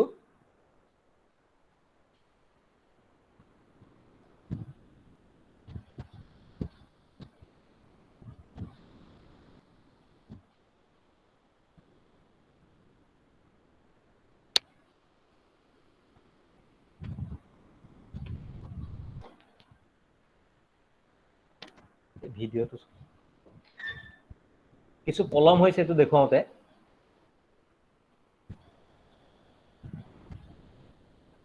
হয়, মধুস্মিতা বৰুৱা আমাৰ মাজত উপস্থিত আছে নেকি? হয় ছাৰ, মই আছো। মহাজেচিয়ান মধুস্মিতা বৰুৱা, যি আমাৰ কাৰণে অনন্ত অনুপ্ৰেৰণাৰ উৎস সকলো ছাত্ৰ ছাত্ৰীৰ কাৰণে। তেওঁৰ বিষয়ে ছাৰে কোৱা এটা মই ৰেকৰ্ডিং আচলতে দেখুৱাবলৈ বিচাৰিছো, যিটো যথেষ্ট এইটো ভাইৰেল হৈছিলে, বহুতে চাইছিলে। কিন্তু মই এই সময়ত খুলিব পৰা নাই। মধুস্মিতা বৰুৱা আমাৰ গৌৰৱ। মধুস্মিতা বৰুৱাক মই সকলোকে উদ্দেশ্যি, বিশেষকৈ নতুন ছাত্ৰ ছাত্ৰীসকলক অকমান অনুপ্ৰেৰণা যোগাব পৰা দুআষাৰ ক'বলৈ মই অনুৰোধ জনাইছো। নমস্কাৰ, মোৰ শিক্ষাৰ্থীসকললৈ মোৰ পৰা জনাইছো। আজি আপোনালোকৰ এই অনুষ্ঠানটিত উপস্থিত থাকিবলৈ পাই মই নিজকে বহুত সৌভাগ্যৱান বুলি ভাবিছো।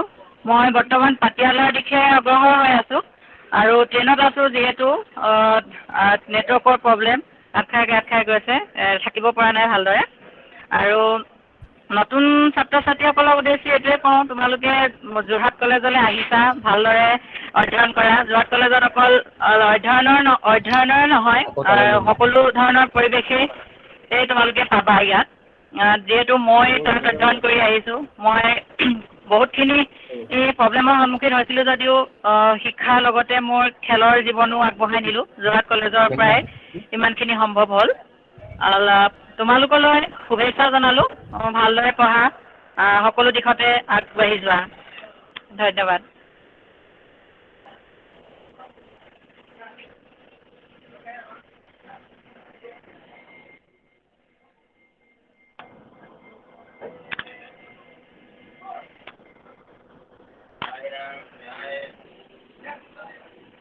হয়।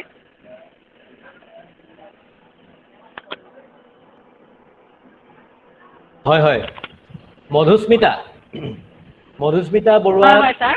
আমি বৰুৱালৈ আমাৰ অনন্ত শুভকামনা। আমাৰ যোৰহাট মহাবিদ্যালয়ৰ from the Jorhat college fraternity and especially from the department of philosophy আমাৰ সকলোৰে আমাৰ অনন্ত শুভকামনা। মধুস্মিতাই ৰাষ্ট্ৰীয় পৰ্যায় আন্তঃৰাষ্ট্ৰীয় পৰ্যায় সকলোতে জিলিকি পৰক। মধুস্মিতা ছাৰ প্ৰিন্সিপাল ছাৰে কোৱাৰ দৰে মধুস্মিতা হয়তো আমাৰ কাৰণে যোৰহাট মহাবিদ্যালয়ৰ কাৰণে লাভলীনা বৰগোহাঁই বুলিয়ে ভাবিছোঁ আমি। গতিকে মধুস্মিতালৈ আমাৰ অশেষ শুভকামনা। তেওঁ বিশ্বদিনীয়া হওক আৰু আমি নিশ্চয় উদযাপন কৰিম। আমি শুভেচ্ছা জনাইছোঁ। তেওঁ এতিয়া পাতিলালৈ গৈ আছে, গতিকে হয়তো নেটৱৰ্কৰ অলপ অসুবিধা হৈছে। যদি সম্ভৱ হয় তেওঁৰ পিছৰখিনিতো তেওঁ থাকিবলৈ অনুৰোধ কৰিছোঁ। তেওঁলৈ আমি আকৌ অশেষ শুভকামনা জনাইছোঁ মধুস্মিতালৈ। আৰু তেওঁ যি বক্তব্য ৰাখিলে সকলোকে অনুপ্ৰাণিত কৰিব পাৰে। আৰু তেওঁৰ হয় ধন্যবাদ।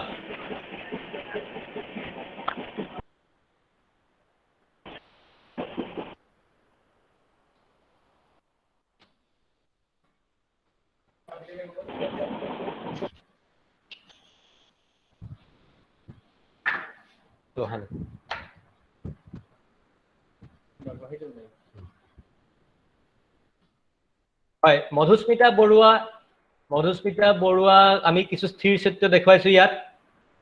ৱেইট লিফটিঙৰ আমি দেখুৱাইছোঁ, ইতিমধ্যে দেখুৱালোঁ এইখিনি কথা। ইয়াৰ পিছতে আমি we are proud of you Shikhanta Gogoi আমাৰ দৰ্শন বিভাগৰ 6th ছেমিষ্টাৰ 6ষ্ঠ ষান্মাসিকৰ ছাত্ৰ। আৰু আমি তেওঁক লৈ গৌৰৱান্বিত। কিয় গৌৰৱান্বিত? Shikhanta Gogoi national karate player and he won 3 gold medals and 1 bronze in national level competitions, karate competitions. So we are proud of him. শিখান্ত আৰু হাজাৰজন শিখান্ত গগৈ ওলাই আহক। আচলতে প্ৰতিভা, এই যিটো প্ৰতিভাটো যদি থাকে কোনেও আচলতে তাক স্তব্ধ কৰিব নোৱাৰে। শিখান্ত গগৈ বা মধুস্মিতা বৰুৱা এটা প্ৰমাণ। আৰু যি বিষয়তে নহওক লাগিলে, কেৱল কেৰাটে বা ৱেইট লিফটিং বুলি নহয়, বিভিন্ন বিষয়ত বিভিন্ন প্ৰতিভাধৰ ছাত্ৰ ছাত্ৰীৰ সমন্বয় আমাৰ যোৰহাট মহাবিদ্যালয়। ভৱিষ্যতেও আমি এনেকুৱা ধৰণৰ প্ৰতিভা নিশ্চয় লাভ পাম। শিখান্ত গগৈ যি ৰাষ্ট্ৰীয় পৰ্যায়ত সোণৰ পদক, ব্ৰঞ্জ পদক লাভ কৰিছে আৰু ৰাজ্যিক পৰ্যায় বা জিলাৰ পৰ্যায়ৰ কথাটো নকলোৱে কিয় বা, তেওঁক লৈ আমি গৌৰৱান্বিত। নিশ্চয় তেওঁ আমাৰ সকলোৰে বাবে, ছাত্ৰ ছাত্ৰীসকলৰ বাবে, বিশেষকৈ নতুন ছাত্ৰ ছাত্ৰীসকলৰ বাবে শিখান্ত অনন্ত অনুপ্ৰেৰণাৰ উৎস। শিখান্তক লৈ আমি গৌৰৱান্বিত। সঞ্জীৱনী বৰাই got first class 5th position in degree final examination from the Department of Philosophy. সঞ্জীৱনী বৰা কেৱল যে পঢ়াতেই চোকা তেনেকুৱা নহয়।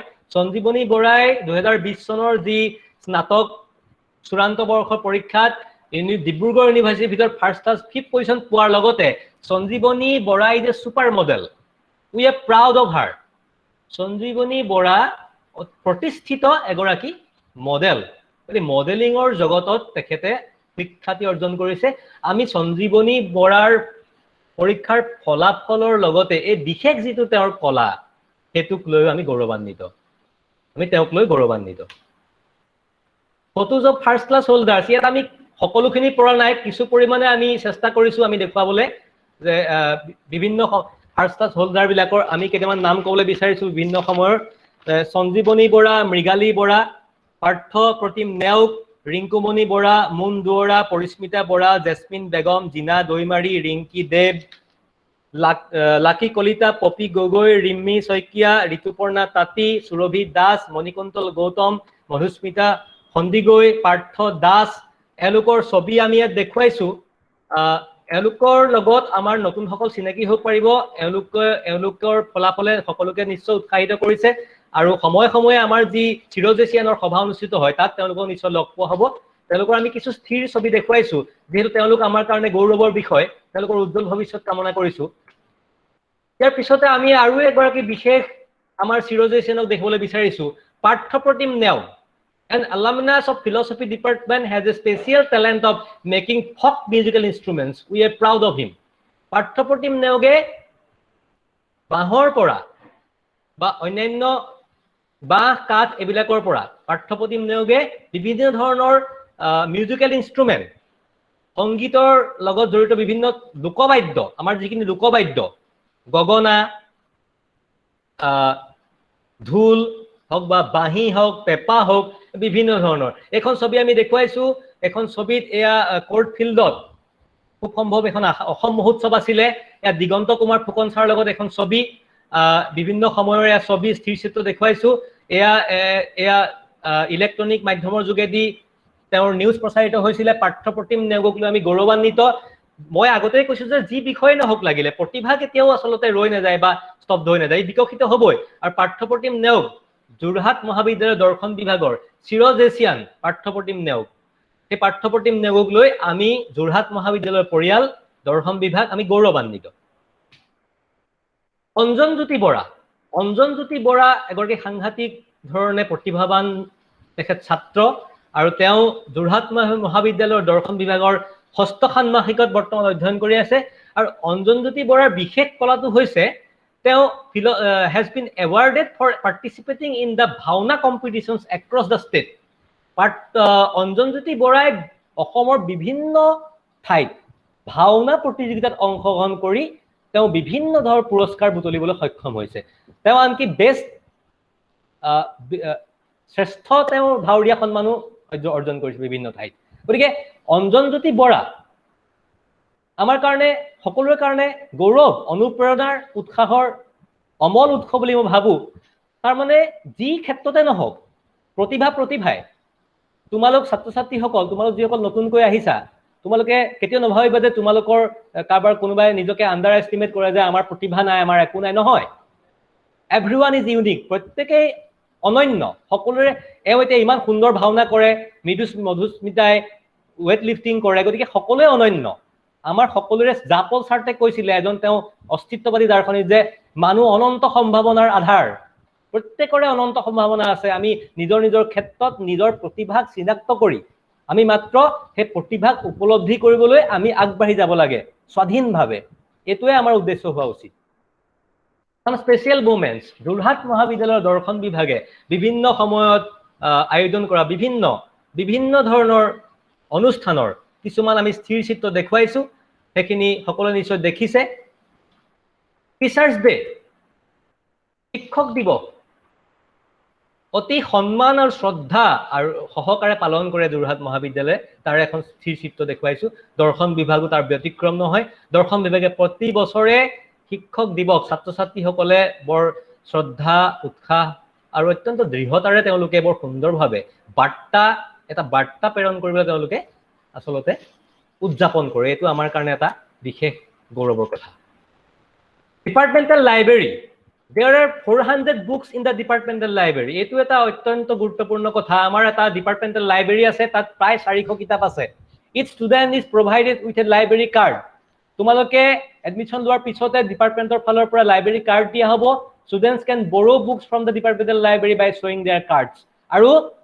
কেৱল সেন্ট্ৰেল লাইব্ৰেৰীটো নহয় মূল লাইব্ৰেৰীটো নহয় ডিপাৰ্টমেণ্টেল লাইব্ৰেৰীৰ পৰা তোমালোকে বিভিন্ন সময়ত বিভিন্ন কিতাপ তোমালোকে পঢ়িব পাৰিবা আৰু এটা অত্যন্ত সুখৰ খবৰ যে আমাৰ মহাবিদ্যালয়ৰ যেটো ষ্টুডেন্টস ইউনিয়ন তেওঁলোকে এটা বুক বেংক এটা বনাবলৈ বিচাৰিছে এটো অনাগত ভৱিষ্যতৰ কাৰণে গৌৰৱ আৰু অত্যন্ত সুবিধাজনক কথা এটা কাৰণে কাৰণ আৰ্থিকভাৱে যিসকল অসচ্ছল বা পিছপৰা ছাত্ৰ ছাত্ৰী যিহেতু কিতাপ দুখন কিনিবলৈ অসুবিধা কাবাৰ তেনেকুৱা ছাত্ৰ ছাত্ৰী থাকে তেওঁলোকে যোৰহাট মহাবিদ্যালয় দৰ্শন বিভাগৰ বা অন্যান্য বিভাগৰ সমাজতত্ত্ব বিভাগৰ নিজস্ব লাইব্ৰেৰী আছে বা আমাৰ ছাত্ৰ ছাত্ৰীসকলে এটা ইউনিয়নৰ ফালৰ পৰা এটা বুক বেংক প্ৰতিষ্ঠা কৰিবলৈ বিচাৰিছে গতিকে বিনামূলীয়াকে কোনো পইচা নিদিয়াকে কিতাপ পঢ়ি পৰীক্ষা দিব পৰা এটা ব্যৱস্থা সুচল ব্যৱস্থা হ'ব বুলি আমি আশাবাদী আমাৰ ফিউচাৰ প্ল্যান আছে কেনেকুৱা ধৰণৰ আছে যে the department has a plan to buy some new reference books নতুন reference book আমি কিনিম দৰ্শনৰ and to digitalize the library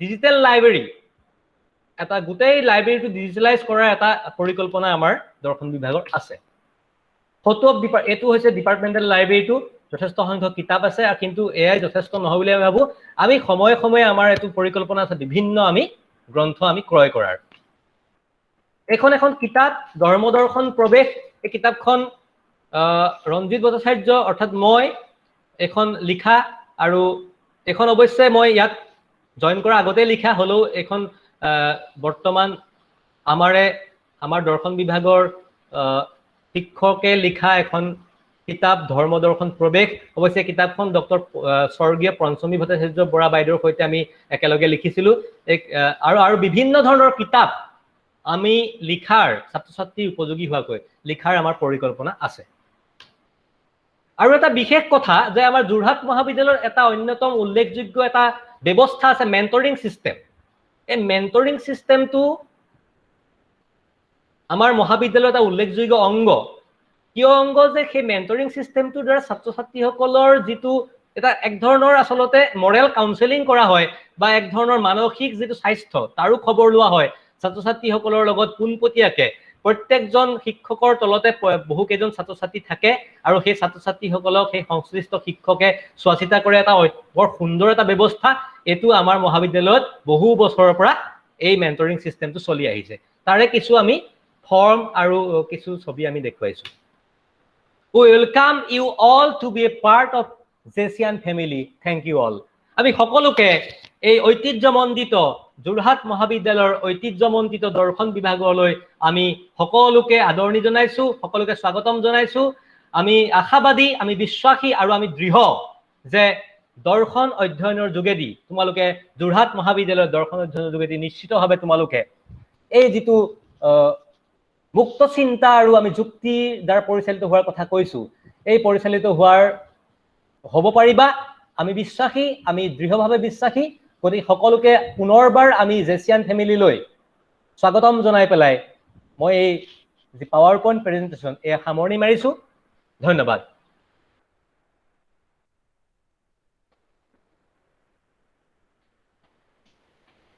ইয়াৰ পাছৰ কাৰ্যসূচী হ'ল আমাৰ মাজত আজি আছে এখন অন্যতম আগশাৰীৰ শিক্ষানুষ্ঠান ক্ৰিসেন্ট একাডেমীৰ সন্মানীয়া পৰিচালনা সঞ্চালিকা জিতা বৰুৱা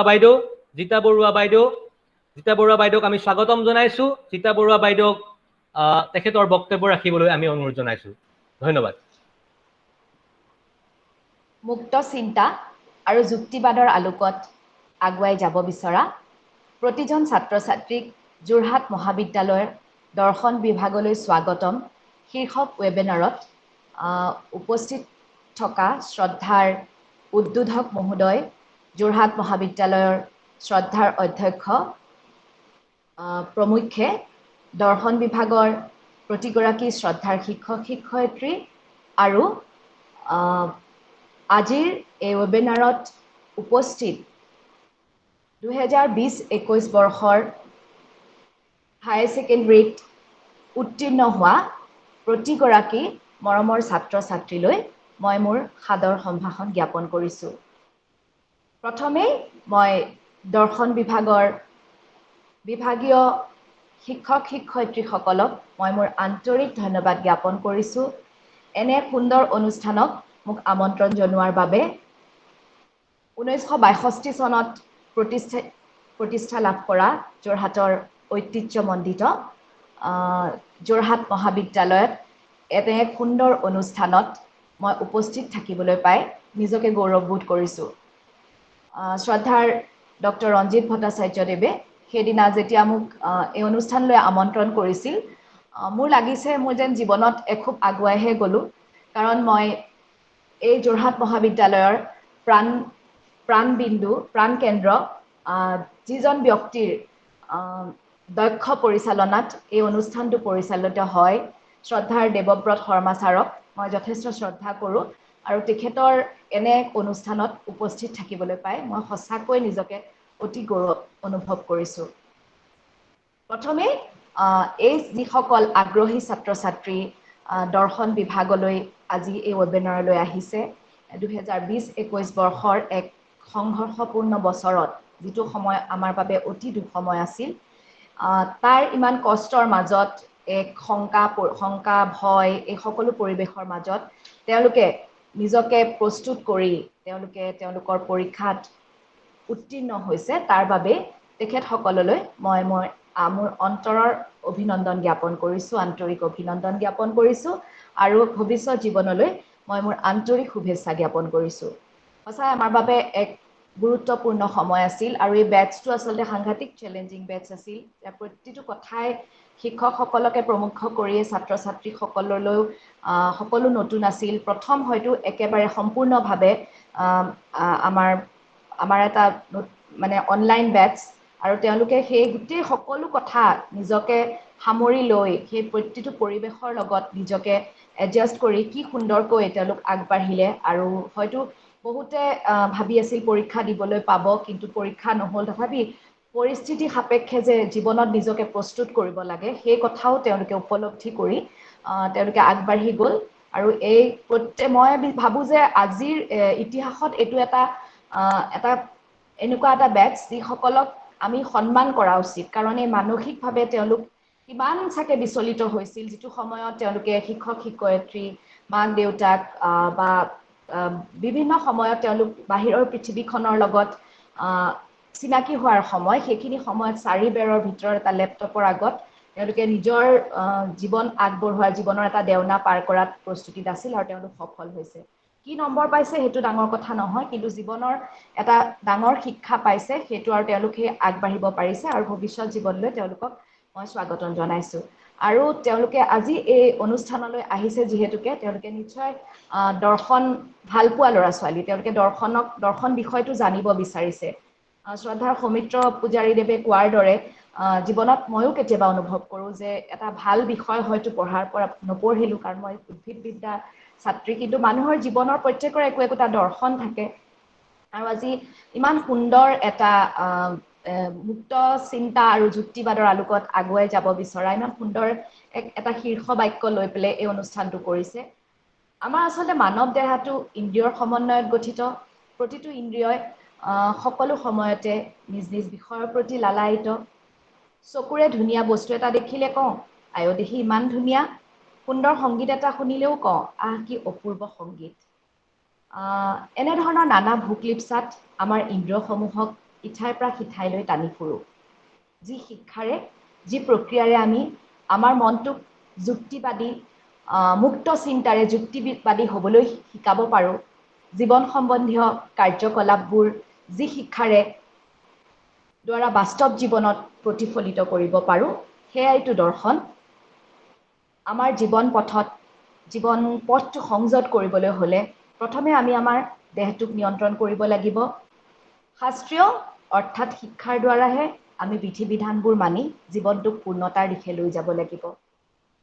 মানুহে সুখ উপভোগৰ ভাগে সুখ উপভোগ কৰিবলৈ যেনেকৈ আমি বিভিন্ন ধৰণৰ বৃত্তি লওঁ, যেনেকৈ ধৰক ৰসায়নবিদ, পদাৰ্থবিদ, ৰাজনীতিবিদ আদিৰ ৰূপত আমি নিজকে গঢ়ি তোলোঁ। কিন্তু মৃত্যুৰ লগে লগেতো এই সকলো পদবী অন্তৰ্ধান হয়। যদি এই ভুৱা আনন্দত বিভোৰ হৈ আমি আমাৰ মন মগজু চিন্তা যুক্তিৰ বিসৰ্জন দিওঁ, আমি কোনোদিনেই সমাজৰ বাবে একোৱেই দি যাব নোৱাৰিম। আমাক এনে দৰ্শন লাগিব যি দৰ্শনৰ দ্বাৰা আমাৰ সমাজখনে মূৰ দাঙি কথা ক'বলৈ অনুপ্ৰাণিত হ'ব, যি দৰ্শনে আমাক গঠনমূলক সমালোচনা কৰিবলৈ শিকাব। তেতিয়াহে ছাত্ৰ ছাত্ৰীসকল পিছৰ প্ৰজন্মৰ বাবে অনুকৰণীয় হ'ব।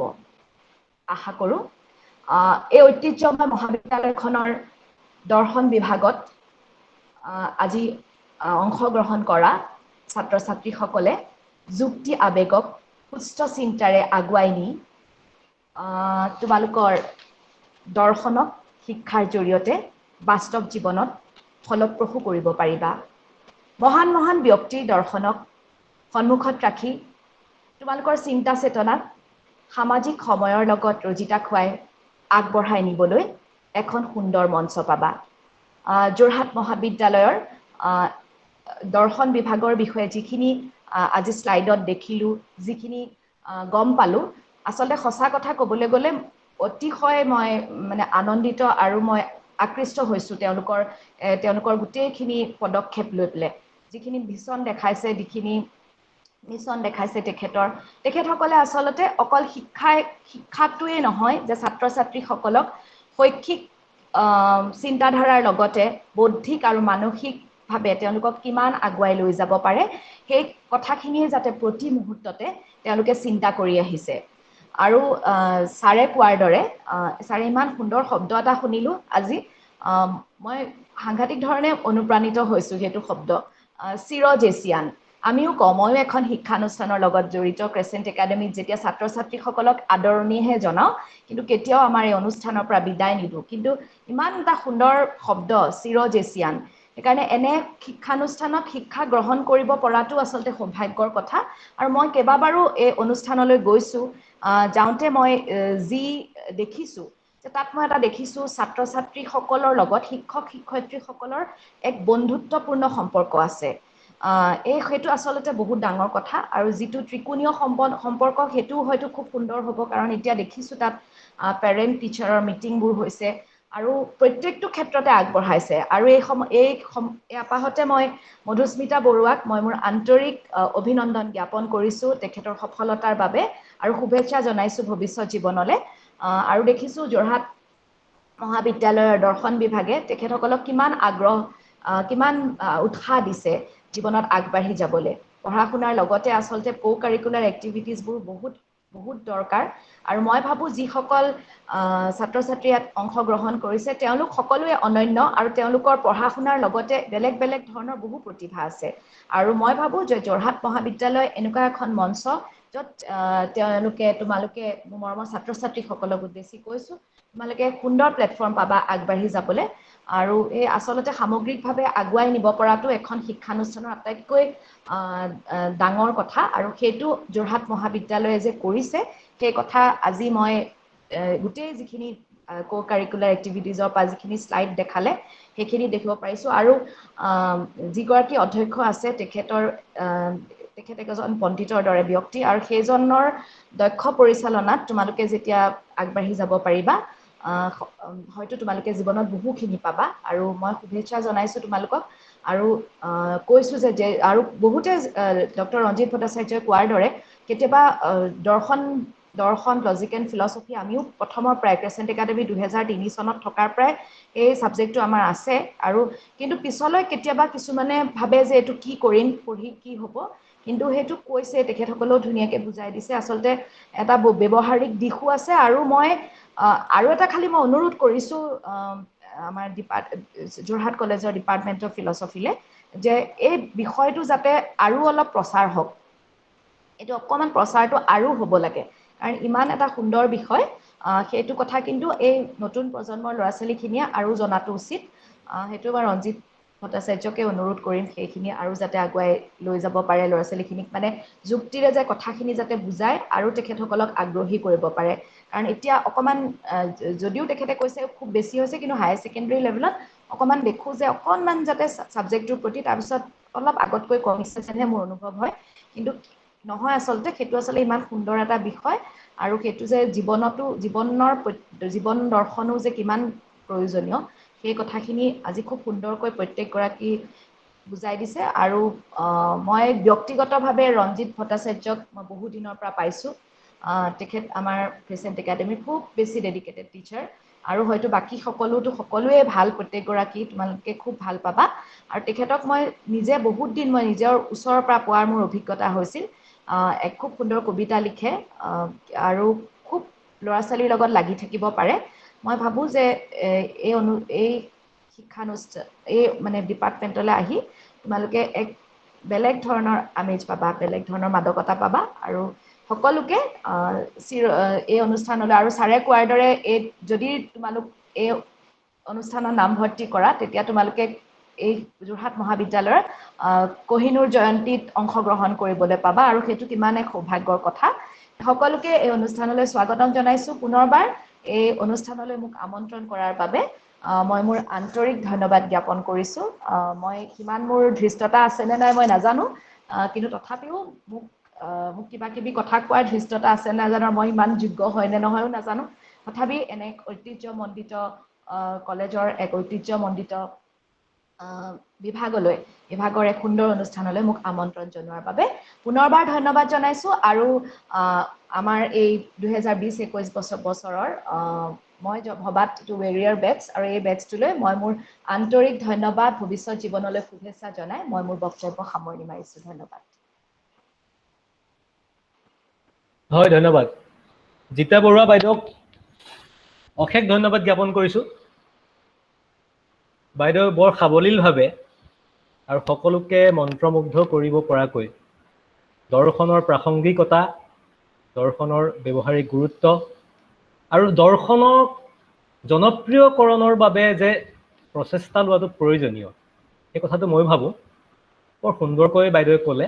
আৰু মই ভাবা বুলি নহয়, মই আচলতে বিশ্বাস প্ৰত্যয় জন্মিছে মোৰ যে জিতা বৰুৱা বাইদেৱে যিখিনি কথা ক'লে, উপস্থিত সকলোখিনি উপকৃত হৈছে, বিশেষকৈ ছাত্ৰ ছাত্ৰীসকল উপকৃত হৈছে। খুব প্ৰেৰণাদায়ক কথা তেখেতে ক'লে, আমি উপকৃত হ'লোঁ।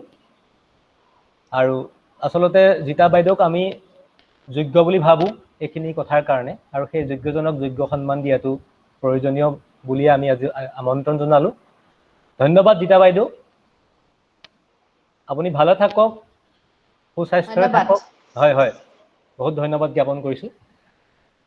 ইয়াৰ পাছতে আমি পৰৱৰ্তী কাৰ্যসূচীলৈ যাওঁ। এইখিনিতে এটা কথা মই ক'বলৈ বিচাৰিছোঁ যে ছাত্ৰ ছাত্ৰীসকলৰ যদি কিবা খোকোজা আছে, মনত কিবা সুধিবলগীয়া আছে, অৱশ্যে মই আহি থকা ফিলচফি এণ্ট্ৰেন্সৰ চিলেবাছখন মই ইয়াতে কৈ দিম, কিন্তু তাৰ বাহিৰেও যদি কিবা ক'বলগীয়া আছে তেওঁলোকে কমেণ্ট বক্সত লিখিব পাৰে, বা ক'বও পাৰিব। কমেণ্ট বক্সত লিখিলে বেছি সুবিধা বুলি ভাবিছোঁ। মই এই আপাহতে আমাৰ যোৰহাট মহাবিদ্যালয়ৰ বৰ্তমানৰ দৰ্শন বিভাগৰ সহকাৰী অধ্যাপিকা তথা চিৰজেচিয়ান ঋতুপৰ্ণা তাঁতীক মই ছাত্ৰ ছাত্ৰীসকলৰ উদ্দেশ্যি দুআষাৰ ক'বলৈ অনুৰোধ জনাইছোঁ।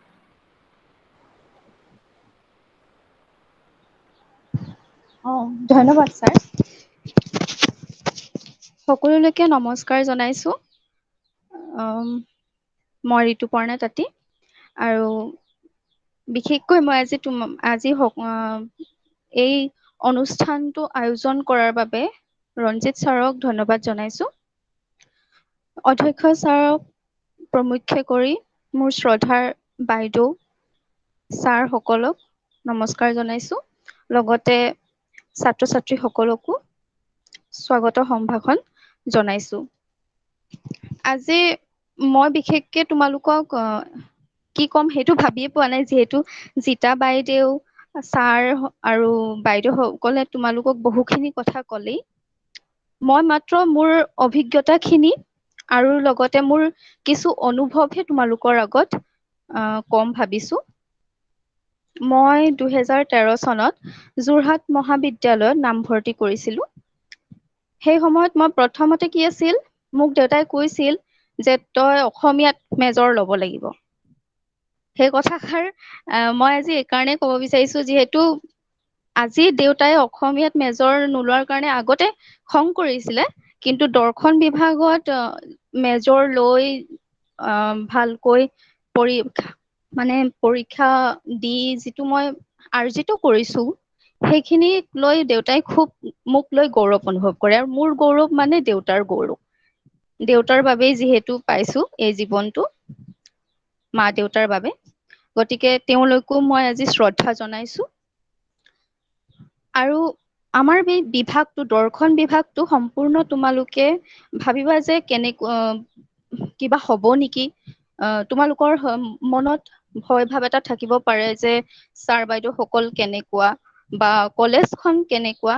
আৰু মই এটা কথা ক'বলৈ বাধ্য হৈছোঁ, যিহেতু আমি যেতিয়া এডমিশ্যন লৈছিলোঁ, আমি যেতিয়া তাৰমানে মহাবিদ্যালয়লৈ এনেকে গৈ পিনি ধৰা তোমালোকে আজি ছাৰ বাইদেউ সকলক প্ৰত্যক্ষভাৱে পোৱা নাই, পৰোক্ষভাৱে পাইছা, কিন্তু হ'লেও তোমালোকে তোমালোকৰ মনৰ কথাখিনি জানিব পাৰিছা, তোমালোকে ছাৰ বাইদেউহঁতৰ কথা জানিব পাৰিছা, কেনেদৰে কথা কৈছে, কেনেদৰে কি ইমান ধুনীয়াকে কথাবোৰ জনাই দিছে তোমাক। সেই সময়ত আচলতে আমাৰ তেনেকুৱা নাছিল।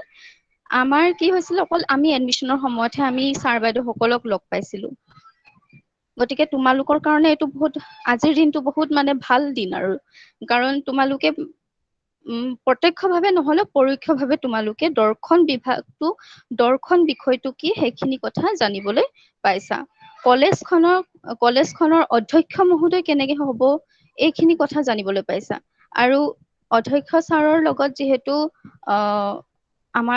মোৰ দেউতাও আমাৰ যোৰহাট কলেজৰে এগৰাকী ছাত্ৰ আছিল যিহেতু দেউতাও চিৰজেচিয়ান তাৰপিছত মই আৰু মোৰ পৰিয়ালৰ মোৰ ভাইটি ভন্টি সকলো চিৰজেচিয়ান মাৰ কথাটোতো মানে মা যিহেতু পঢ়া লিখাত ইমান হেৰি নহয় তথাপিও আমাক মা দেউতাহঁতে পঢ়া লিখাৰ ক্ষেত্ৰত বহুতো আগবঢ়াই নিছে আৰু যিহেতু দৰ্শন বিভাগত তোমালোকে কেৱল শৈক্ষিক দিশটোৱে নহয় বৌদ্ধিক দিশ বা মানসিক দিশ বিভিন্ন ধৰণৰে তোমালোকে আগবাঢ়ি যাব পাৰিবা তোমালোকৰ কিবা যদি অসুবিধা হৈছে সেইখিনি কথা তোমালোকে সম্পূৰ্ণ ঘৰত যেনেকৈ মা দেউতাহঁতক কোৱা বা ভাইটি ভন্টি সকলক কোৱা তেনেধৰণে যদি তোমালোকে নিজৰ কথাখিনি ৰাখিব পাৰিবা বা অসুবিধাখিনি যদি আমাক সহজে বুজাই দিব পাৰিবা তেন্তে সেই বিষয়ত আমাৰ ছাৰ বাইদেউ সকলে তোমালোকক যথেষ্ট সহায় কৰিব আৰু আগতো তেনেধৰণে সহায় কৰি আহিছে তাৰপিছত আমাৰ যিহেতু যোৰহাট মহাবিদ্যালয়ৰ দৰ্শন বিভাগৰ যিকেইজন ছাত্ৰ ছাত্ৰী আহিছে সেইকেইজনে এতিয়াও কয় যে ছাৰ বাইদেউহঁত কেনেকুৱা কি ধৰণৰ কিমান ভাল কিমান মৰমৰ সেইখিনি কথা কয় শৈক্ষিক দিশটোত বাৰু তোমালোকে কিছুমান ক্ষেত্ৰত তোমালোকৰ ভুলৰ বাবে তোমালোকক দুআষাৰ তাৰমানে কিবা ধৰা বেয়াকৈ কলেও সেইখিনি কথা আজিও ছাত্ৰ ছাত্ৰীসকলে ওলাই যোৱাখিনি কয় যে আজি যদিহে আগতে বাইদেউহঁতে আমাক এইখিনি কথা যদি শুধৰাই নিদিলেহেঁতেন আমি ইমানখিনি কৰিব নোৱাৰিলোহেঁতেন এনেধৰণে বহুখিনি কথা কয় গতিকে তোমালোকে দৰ্শন বিষয়টোক আৰু ছাৰ বাইদেউ সকলক যে ইমান ওচৰকৈ পাইছা তাৰ বাবে তোমালোকে বহুত ভাগ্যৱান বুলি মানি লব লাগিব আৰু যিহেতু দৰ্শন বিষয়টো প্ৰসাৰিত হবই লাগিব কাৰণ এটা কথা আজিৰ এই মানে যুগটোত মুক্ত চিন্তা আৰু যুক্তিবাদ থাকিলে কি হয় তুমি যদি মুক্ত চিন্তাবাদী হোৱা বা যুক্তিবাদী হোৱা বহুখিনি নিজৰ জীৱনটোত বা সামাজিক জীৱনতো কেতিয়াবা তুমি অসুবিধাৰ সন্মুখীন হব পাৰা বহুতে তোমাক কব পাৰে কি চিন্তা কি ধৰণৰ কিন্তু সেইখিনি তোমালোকে ফেচ কৰিবই লাগিব কাৰণ সেইটো এটা এনেকুৱা এটা বিষয় তাত কেৱল দৰ্শন পঢ়িলে কেৱল আমি যে যি দৃষ্টিৰে দেখো বা আমাৰ যিটো তাৰমানে জ্ঞান তাক আমি অনুসৰণ কৰো সেইখিনি কথা নহয় সেইখিনি কথা আচলতে তাত আমি বিজ্ঞানো পঢ়িব লগা হয় কলাও পঢ়িব লগা হয় বিভিন্ন ধৰণৰ বিষয় আমি তাত পাওঁ গতিকে গোটেই আমাৰ জীৱনটোৱে যিহেতু এটা দৰ্শন গতিকে তুমি এতিয়া কি চাইছা সেইটো এটা তোমাৰ দৰ্শন তুমি তোমাৰ দৃষ্টিকোণ কি তোমাৰ দৃষ্টিভংগী কি তাৰ মাজত কি পাৰ্থক্য আছে সেইটোও এটা দৰ্শন গতিকে দৰ্শন বিষয়টো তোমালোকে যদি লব বিচাৰা তেনেহলে সম্পূৰ্ণ মুক্ত চিন্তাবাদী হব লাগিব যুক্তিবাদী হব লাগিব আৰু সেইখিনি বিষয়ত আগুৱাই যাবলৈ মনটোক সদায় মানসিকভাৱে সবল কৰি থাকিব লাগিব মনটোক যেতিয়া তোমালোকে মানসিকভাৱে সবল কৰিবা তেতিয়া তুমি যিহেতু তোমাৰ মানসিক যিটো সবলতা সেইখিনিয়ে তোমাৰ ব্যক্তিত্বক দাঙি ধৰিব আৰু তোমালোকৰ যিহেতু বাছনিক পৰীক্ষা আহি আছে গতিকে তোমালোকে সেই ক্ষেত্ৰত উত্তীৰ্ণ হলে যেতিয়া আমাৰ দৰ্শন বিভাগলৈ আহিবা দৰ্শন বিভাগত জড়িত হবা তেতিয়া তোমালোকে মই কোৱা কথাখিনি নিজেই তোমালোকে চাব পাৰিবা দেখিব পাৰিবা তোমালোকক ভাল লাগিব আৰু মই তোমালোকক ডাঠি কব পাৰো যে তোমালোকে এই যোৰহাট মহাবিদ্যালয়ত যেতিয়াই জড়িত নহবা তোমালোকে নিজকে গৌৰৱ অনুভৱ কৰিব পাৰিবা আৰু নিজকে ভাগ্যৱান বুলিও কব পাৰিবা গতিকে তোমালোকে ভালকে পঢ়া আৰু নিজৰ মা দেউতাৰ নামৰ লগতে মহাবিদ্যালয়ৰ নামো যাতে উচ্চ শিখৰলৈ লৈ যাব পাৰা তাৰ বাবে শুভকামনা থাকিল ধন্যবাদ হয়, ঋতুপৰ্ণা তাঁতীক আমি ধন্যবাদ জ্ঞাপন কৰিছোঁ। ইয়াৰ পাছতে আমি আন এগৰাকী চিৰজেচিয়ান মৃগালী বৰা, তেওঁক মই দুআষাৰ ক'বলৈ যদি আছে তেওঁ চমুকৈ দুআষাৰ ক'বলৈ অনুৰোধ জনাম। তাৰ ঠিক আগমুহূৰ্তত মই দুটামান কোনোবাই মেছেজ লিখিছে। এণ্ট্ৰেন্সৰ চিলেবাছ মই অলপ সময়ৰ পাছতে অনুষ্ঠানটোৰ শেষৰ ফালে মই তোমালোকক দিম এণ্ট্ৰেন্সৰ চিলেবাছ। লজিকৰ ক্লাছত আছামিজৰ লগতে ইংলিছটো বুজোৱা হয়নে? নিশ্চিতভাৱে দুইটা মিডিয়ামত দুইটা মাধ্যমই থাকিব, ইংৰাজী অসমীয়া, গতিকে তোমালোকে চিন্তা কৰিব নালাগে। ছাৰ কিমান নম্বৰৰ পাতিব লাগিব এক্সাম, পাব লাগিব এক্সাম দিবলৈ, সেইটো কথাও মই নিশ্চয় ক'ম। কিন্তু ঠিক তাৰ আগমুহূৰ্তত মই মৃগালী বৰাক, আমাৰ চিৰজেচিয়ান, তেওঁ নিশ্চয় উপস্থিত আছে। মৃগালী বৰাক মই চমুকৈ দুআষাৰ ক'বলৈ অনুৰোধ জনাইছোঁ।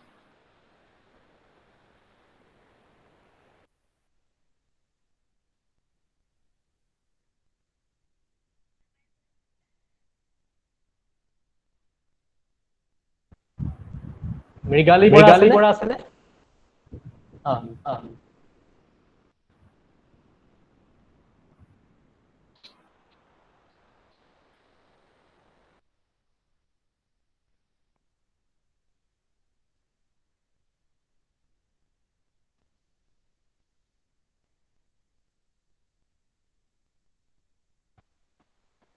হয়, মৃগালী বৰাক মই অনুৰোধ জনাইছোঁ।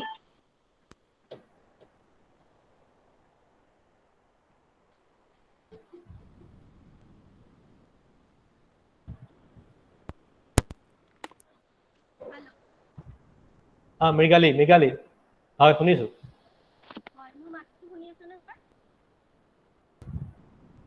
হয় শুনিছোঁ, অলপ সৰুকৈ আহিছে মৃগালী মাতটো।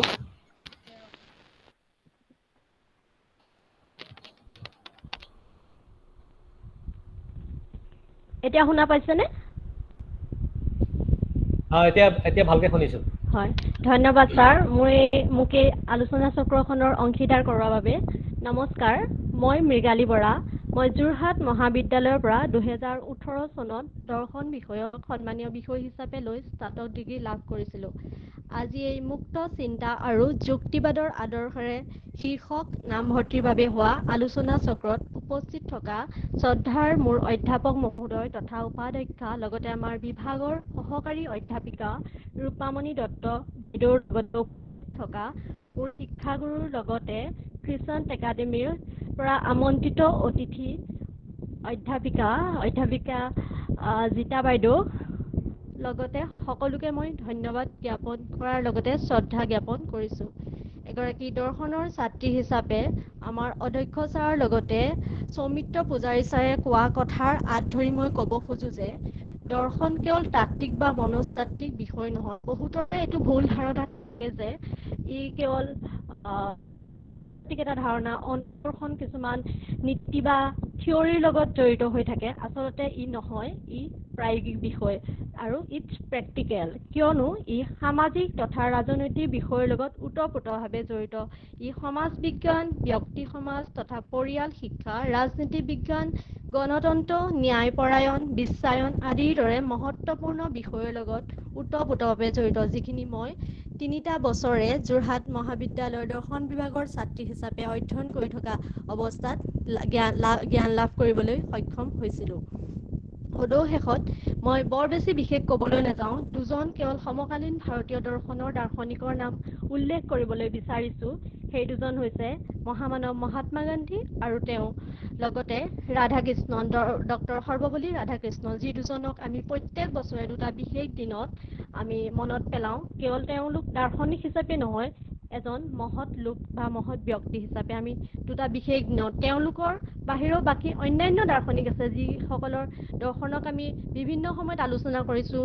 মই ছাত্ৰী হিচাপে থকা সময়তো আলোচনা কৰিছোঁ, অথবা আমি অন্যান্য ক্ষেত্ৰত আমি দেখি থাকোঁ, বিবেকানন্দকে আদি কৰি বিভিন্নজনৰ আমি নাম ক'ব পাৰোঁ।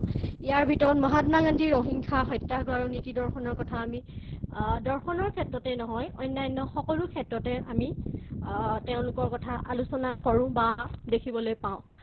মই বৰ বেছি বিশেষ ক'বলৈ নিবিচাৰোঁ। শেষত মই এটা কথাই ক'ব বিচাৰোঁ যে মই এগৰাকী দৰ্শনৰ ছাত্ৰী হিচাপেই নহয় 2013 চনৰ পৰা 2018 চনলৈকে মোৰ যোৰহাট মহাবিদ্যালয়ৰ লগত সম্পৰ্ক অৰ্থাৎ উচ্চতৰ মাধ্যমিকৰ পৰা মই যোৰহাট মহাবিদ্যালয়ৰ ছাত্ৰী মই কেৱল বিভাগৰ ছাৰ বাইদেউৰ বাহিৰেও বা সকলো বিভাগৰ শিক্ষয়িত্ৰীৰ সান্নিধ্য লাভ কৰিবলৈ সক্ষম হৈছিলোঁ। সেই ফালৰ পৰা মই ক'বলৈ যাওঁ যে প্ৰত্যেকজন শিক্ষক শিক্ষয়িত্ৰী যোৰহাট মহাবিদ্যালয়ৰ প্ৰত্যেকজন শিক্ষক শিক্ষয়িত্ৰীৰ পৰা আদি কৰি পুথিভঁৰালৰ সদস্যসকলৰ পৰা আদি কৰি কাৰ্যৰ কৰ্মচাৰীসকললৈকে মই ক'ব লাগিব তেওঁলোক সাংঘাতিক বন্ধুত্বসুলভ আৰু সাংঘাতিক ইমান বেছি বন্ধুত্বসুলভ যে আমাৰ অনুভৱেই নহয়। আমি যোৰহাট মহাবিদ্যালয়ক কেৱল মহাবিদ্যালয় বুলি নকওঁ, যোৰহাট মহাবিদ্যালয় আমাৰ আৱেগ আৰু আমাৰ দ্বিতীয় আলয়। আৰু শেষত বুলি ক'লে ভুল হ'ব, আচলতে বিভাগৰ কথা মই ক'ব বিভাগৰ শিক্ষক শিক্ষয়িত্ৰী মই শিক্ষয়িত্ৰী বুলি ঋতুপৰ্ণা বাক ক'বলৈ নিবিচাৰোঁ কাৰণ তেওঁ মোৰ পৰা 2টা বৰ্ষ ঊৰ্ধ আছিলে। তেওঁক মই এতিয়া বা বুলি কওঁ। কলেজলৈ গ'লে কেতিয়াও তেওঁক মই বা বুলি সম্বোধন নকৰিম চাগৈ এতিয়া, কিন্তু ৰঞ্জিত ছাৰক মই পোৱা নাই। শেহতীয়াকৈ ক'ভিড পেণ্ডেমিকৰ সময়ত হোৱা এখন যিখন হৈছিলে আপোনাৰ কি বুলি কওঁ এলুমিনি মিটত মই ছাৰক লগ পাইছিলোঁ আৰু কালি ছাৰৰ লগত মই কথা পাতিছিলোঁ। এই দুজন শিক্ষাগুৰুৰ বাদে বাকী মিনতী মেম আৰু বৰ্তমানৰ উপাধ্যক্ষা মহোদয়া ৰূপামণি দত্ত বাইদেউক মই খুব ওতঃপ্ৰোতভাৱে পাইছিলোঁ। আৰু মই নতুনকৈ যিসকলে আমাৰ বিভাগত আমাৰ দৰ্শন বিভাগত সন্মানীয় বিষয় হিচাপে নামভৰ্তি কৰিবলৈ ইচ্ছুক তেওঁলোকক মই কওঁ তোমালোকে বুজি লোৱা যে মই 2018 চনৰ এইখন মহাবিদ্যালয়ৰ পৰা ওলাইছোঁ চিৰজেচিয়ান হিচাপে। 18 চনৰ পৰা বৰ্তমান 2021 চন মই বৰ্তমান যোৰহাট আইন মহাবিদ্যালয়ৰ ষষ্ঠ ষান্মাসিকৰ ছাত্ৰী। এই 3টা বছৰে যদিও মই আইন মহাবিদ্যালয় মোৰ মনটো কলেজত থাকি গ'ল আৰু সেইটো সদায় প্ৰতি বছৰে মই কলেজলৈ সৰস্বতী পূজাত আগে মই এলুমিনি মিটত গৈছিলোঁ। তেতিয়া মই ৰূপামণি বাইদেউক মাত দিব পৰা নাছিলোঁ আৰু সেইদিনা সৰস্বতী পূজাত লগ পাইছিলোঁ। বাইদেৱে কৈছিলে যে আহিলা ভাল কৰিলা, অহা বছৰৰ পৰা মোক নোপোৱা, মোৰ ৰিটায়াৰমেণ্ট সমাগত। এখন ফটো তুলিবৰ সময়ত মোক মানে বুজাব নোৱাৰে অনুভূতি। সেইখিনিৰ পৰা তোমালোকে বুজি লোৱা যে শিক্ষক শিক্ষয়িত্ৰীসকল কিমান বেছি সৰল আৰু কিমান বেছি মৰমীয়াল হ'লে বন্ধুত্বসুলভ হ'লে আন্তৰিকতা থাকিব পাৰে। আমাৰ ইমান ব্যস্ততাৰ পিছতো আমি বিভাগটোৰ কাৰণে সময় উলিয়াব পাৰোঁ। ঋতুপৰ্ণা 15 দিন এতিয়া মই কৈছিলোঁ যে ছাৰক মই ফোন কৰিম, কিন্তু মোৰ আজি শেষ অনলাইন ফ্ৰী ফোন কৰিম ফোন কৰি ছাৰে মোক কল বেক কৰি সিমানখিনি ব্যস্ততাৰ মাজত বিভাগটোৰ প্ৰতি বিভাগটোৰ প্ৰতি একাগ্ৰতা আছে। আৰু মই নতুনকৈ যিসকলে নামভৰ্তি কৰিব মোৰ অগ্ৰজ সেইসকলক কওঁ তোমালোকে এই 3টা বছৰ যে আগন্তুক পাৰ কৰিবা এটা বিভাগৰ শিক্ষক শিক্ষয়িত্ৰীসকলক খুব ঘনিষ্ঠভাৱে পাবা, আপোনভাৱে পাবা। তেওঁলোকৰ বিষয়ে মই বেলেগকৈ ৰিভিউ বা ফিডবেক দিবৰ প্ৰয়োজন নাই, সেইখিনি অনুভৱ কৰিব পাৰিছা 3টা বছৰৰ পিছত যিখিনি আন্তৰিকতা। আজি মই এনেকৈ কথা কৈ আছোঁ, মই সময় উলিয়াইছোঁ, সেইখিনিয়ে কয় তেওঁলোকৰ প্ৰতি থকা তোমালোকে বছৰ আহিব লগা 3টা বছৰৰ নামভৰ্তিৰ পিছত খুব সুমধুৰ সময়, খুব মানে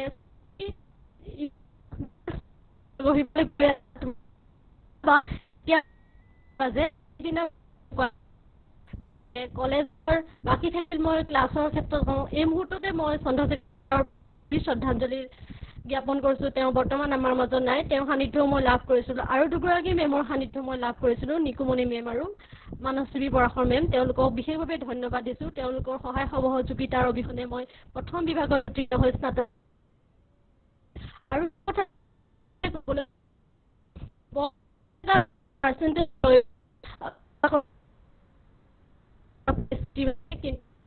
বিশেষ এটা লৈ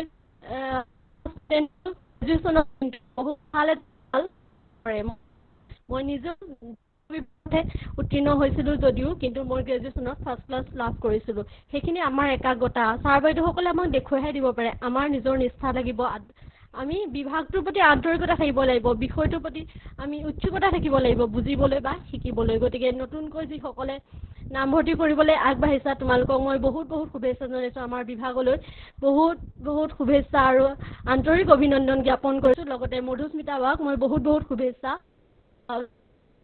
আমাৰ উজ্বলাই তোলা যেন আৰু যোৰহাট মহাবিদ্যালয়ৰ নাম উজ্বলাই তোলা আমি তোমাক গৌৰৱান্বিত। ইয়াকে কৈ মোৰ বক্তব্য সামৰণি। ধন্যবাদ। হয়, আমাৰ চিৰজেচিয়ান যোৰহাট মহাবিদ্যালয়ৰ মৃগালী বৰাক আন্তৰিক ধন্যবাদ জ্ঞাপন কৰিছোঁ। চিৰজেচিয়ানসকলৰ দায়বদ্ধতাই নিশ্চয় আমাৰ কলেজখনক গতি দি আহিছে আৰু গতি দি থাকিব। পুনৰবাৰ আন্তৰিক ধন্যবাদ। ইয়াৰ পাছতে মই যিসকল সমবেত ছাত্ৰ ছাত্ৰী, যিসকল মেজৰ প্ৰত্যাশী, উচ্চমান প্ৰত্যাশী দৰ্শন বিভাগৰ, তেওঁলোকে নিশ্চয় আগ্ৰহেৰে ৰৈ আছে আহিবলগীয়া যিটো তেওঁলোকৰ বাছনি পৰীক্ষা এন্ট্ৰেন্স এক্সাম, তাৰ যিখন চিলেবাছ সেইখনৰ বাবে। গতিকে মই সেইখন গাই দিবলৈ বিচাৰিছোঁ। কাগজ কলম উলিয়াই ল'লে ভাল হ'ব, যিসকল ছাত্ৰ ছাত্ৰী ইয়াত আছে এন্ট্ৰেন্স দিব যিসকলে।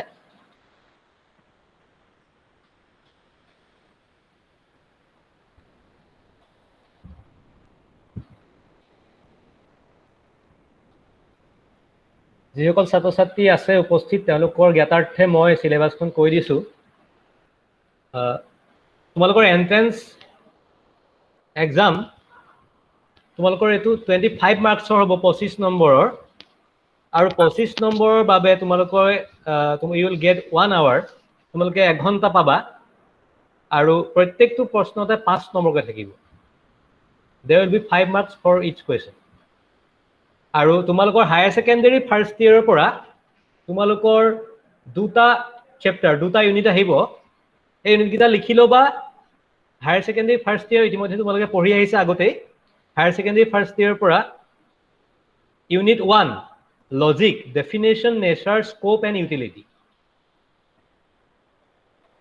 Higher secondary first year unit 1 যিটো definition, nature, scope and utility, সেইটো তোমালোকৰ এন্ট্ৰেন্সত তাৰ পৰা প্ৰশ্ন আহিব। তাৰ পৰা 5 নম্বৰ আহিব সেই ইউনিটটোৰ পৰা। There will be 5 marks from this particular unit. Unit 1 logic, definition, nature, scope and utility, সেইটো আহিব। আৰু SS ফাৰ্ষ্ট ইয়েৰৰ পৰা আৰু আহিব ইউনিট 5। ইউনিট 5টো হৈছে philosophy, its relation to science, epistemology, metaphysics, axiology. দৰ্শন আৰু ইয়াৰ জ্ঞানবিদ্যা, অধিবিদ্যা আৰু প্ৰমূল্যবিদ্যাৰ লগত সম্বন্ধ। গতিকে তোমালোকৰ হায়াৰ ছেকেণ্ডেৰী ফাৰ্ষ্ট ইয়েৰৰ পৰা আহিব 2টা ইউনিট, ইউনিট 1 এণ্ড ইউনিট 5। ছাত্ৰ ছাত্ৰীসকল, তোমালোকে মোৰ মাতটো স্পষ্টকৈ শুনিছানে? শুনি আছো ছাৰ। হয়, তোমালোকে লিখি ল'লে ভাল হ'ব। হায়াৰ ছেকেণ্ডেৰী ফাৰ্ষ্ট ইয়েৰৰ পৰা আহিব 2টা চেপ্টাৰ, 2টা ইউনিট, ইউনিট 1 আৰু ইউনিট 5। ইউনিট 1টো হৈছে definition, nature, scope and utility, যিটো লজিকৰ যিটো ফাৰ্ষ্ট ইউনিট আছিলে হায়াৰ ছেকেণ্ডেৰী ফাৰ্ষ্ট ইয়েৰ। সংজ্ঞা, স্বৰূপ বা প্ৰকৃতি, পৰিসৰ আৰু উপযোগিতা, সেই ইউনিট 1টো হায়াৰ ছেকেণ্ডেৰী ফাৰ্ষ্ট ইয়েৰ। আৰু লগতে unit 5 SS first year unit 5 philosophy, দৰ্শন, ইটছ ৰিলেশ্যন টু চায়েন্স, ইয়াৰ বিজ্ঞানৰ লগত সম্বন্ধ, ইটছ ৰিলেশ্যন টু এপিষ্টেমলজি, ইয়াৰ জ্ঞানবিদ্যাৰ লগত সম্বন্ধ, ইটছ ৰিলেশ্যন টু মেটাফিজিক্স, ইয়াৰ তত্ত্ববিদ্যা বা অধিবিদ্যাৰ লগত সম্বন্ধ, ইটছ ৰিলেশ্যন টু এক্সিঅলজি, ইয়াৰ মূল্যবিদ্যা বা প্ৰমূল্যবিদ্যাৰ লগত সম্বন্ধ। গতিকে হায়াৰ ছেকেণ্ডেৰী ফাৰ্ষ্ট ইয়েৰৰ পৰা এইখিনি আহিব। আৰু হায়াৰ ছেকেণ্ডেৰী ছেকেণ্ড ইয়েৰৰ পৰা কি আহিব চাবা।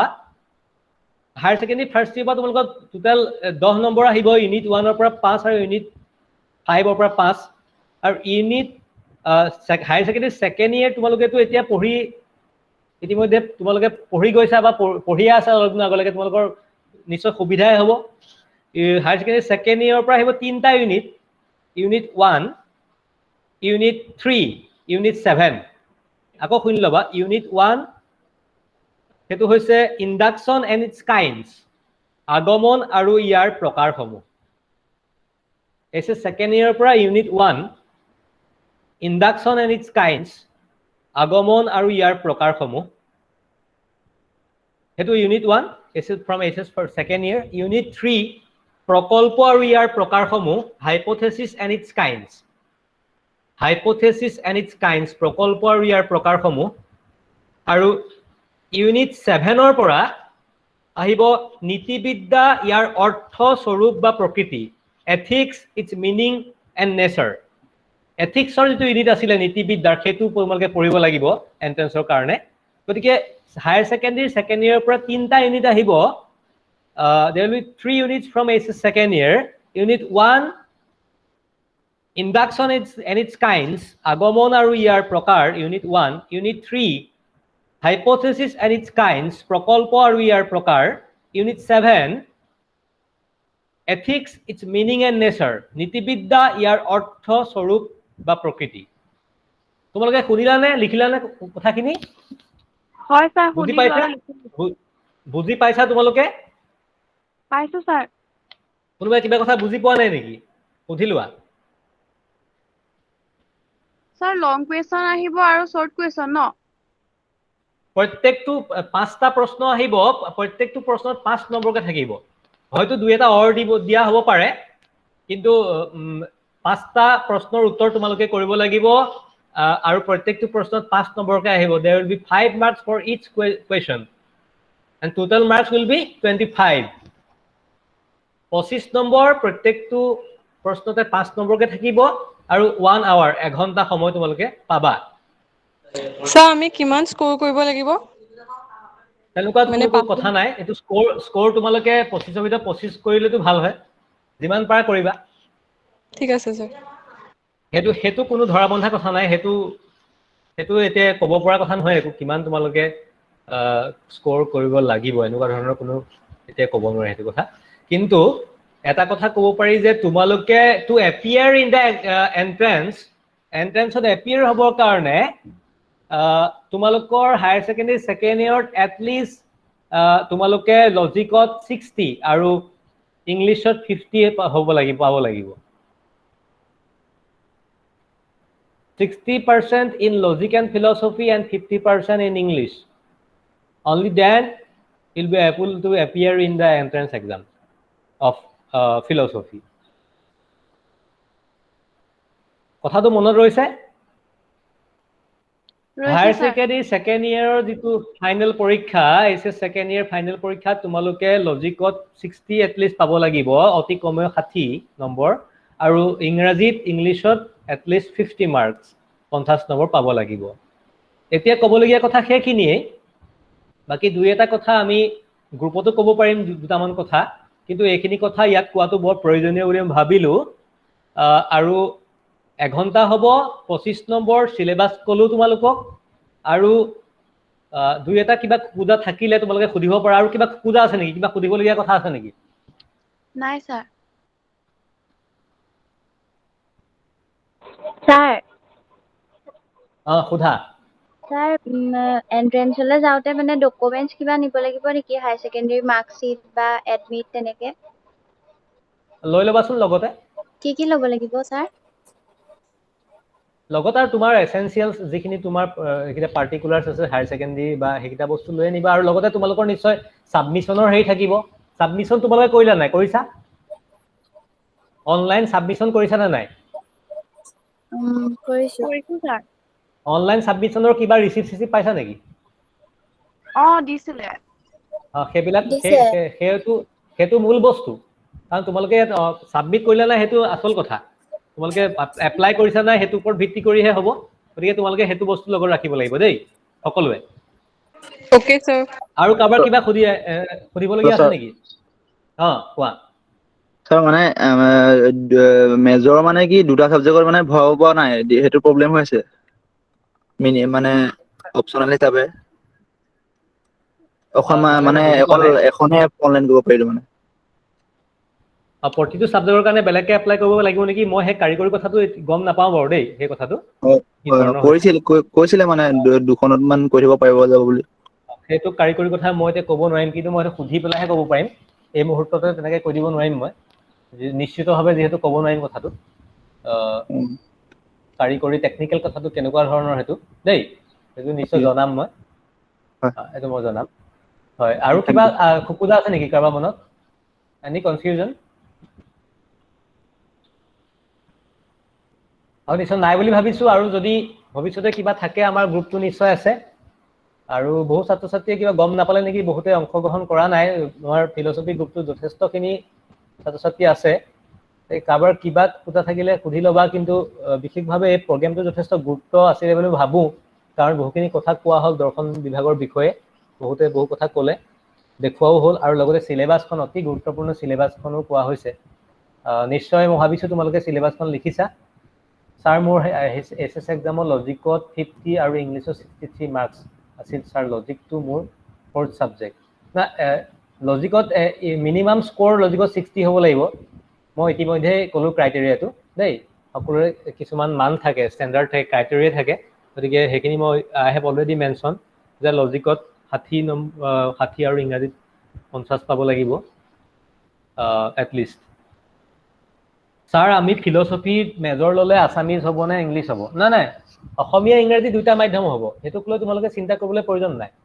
Will teach you in both simultaneously, both English and Assamese medium. অসমীয়া আৰু ইংৰাজী দুইটাতে পঢ়োৱা হ'ব তোমালোকক, গতিকে সেইটো কোনো শংকাৰ অৱকাশ নাই তাত। গতিকে যদি আৰু কোনো প্ৰশ্ন নাই, আমি শেষৰ ফালে যাবলৈ বিচাৰিছোঁ অনুষ্ঠানটিৰ।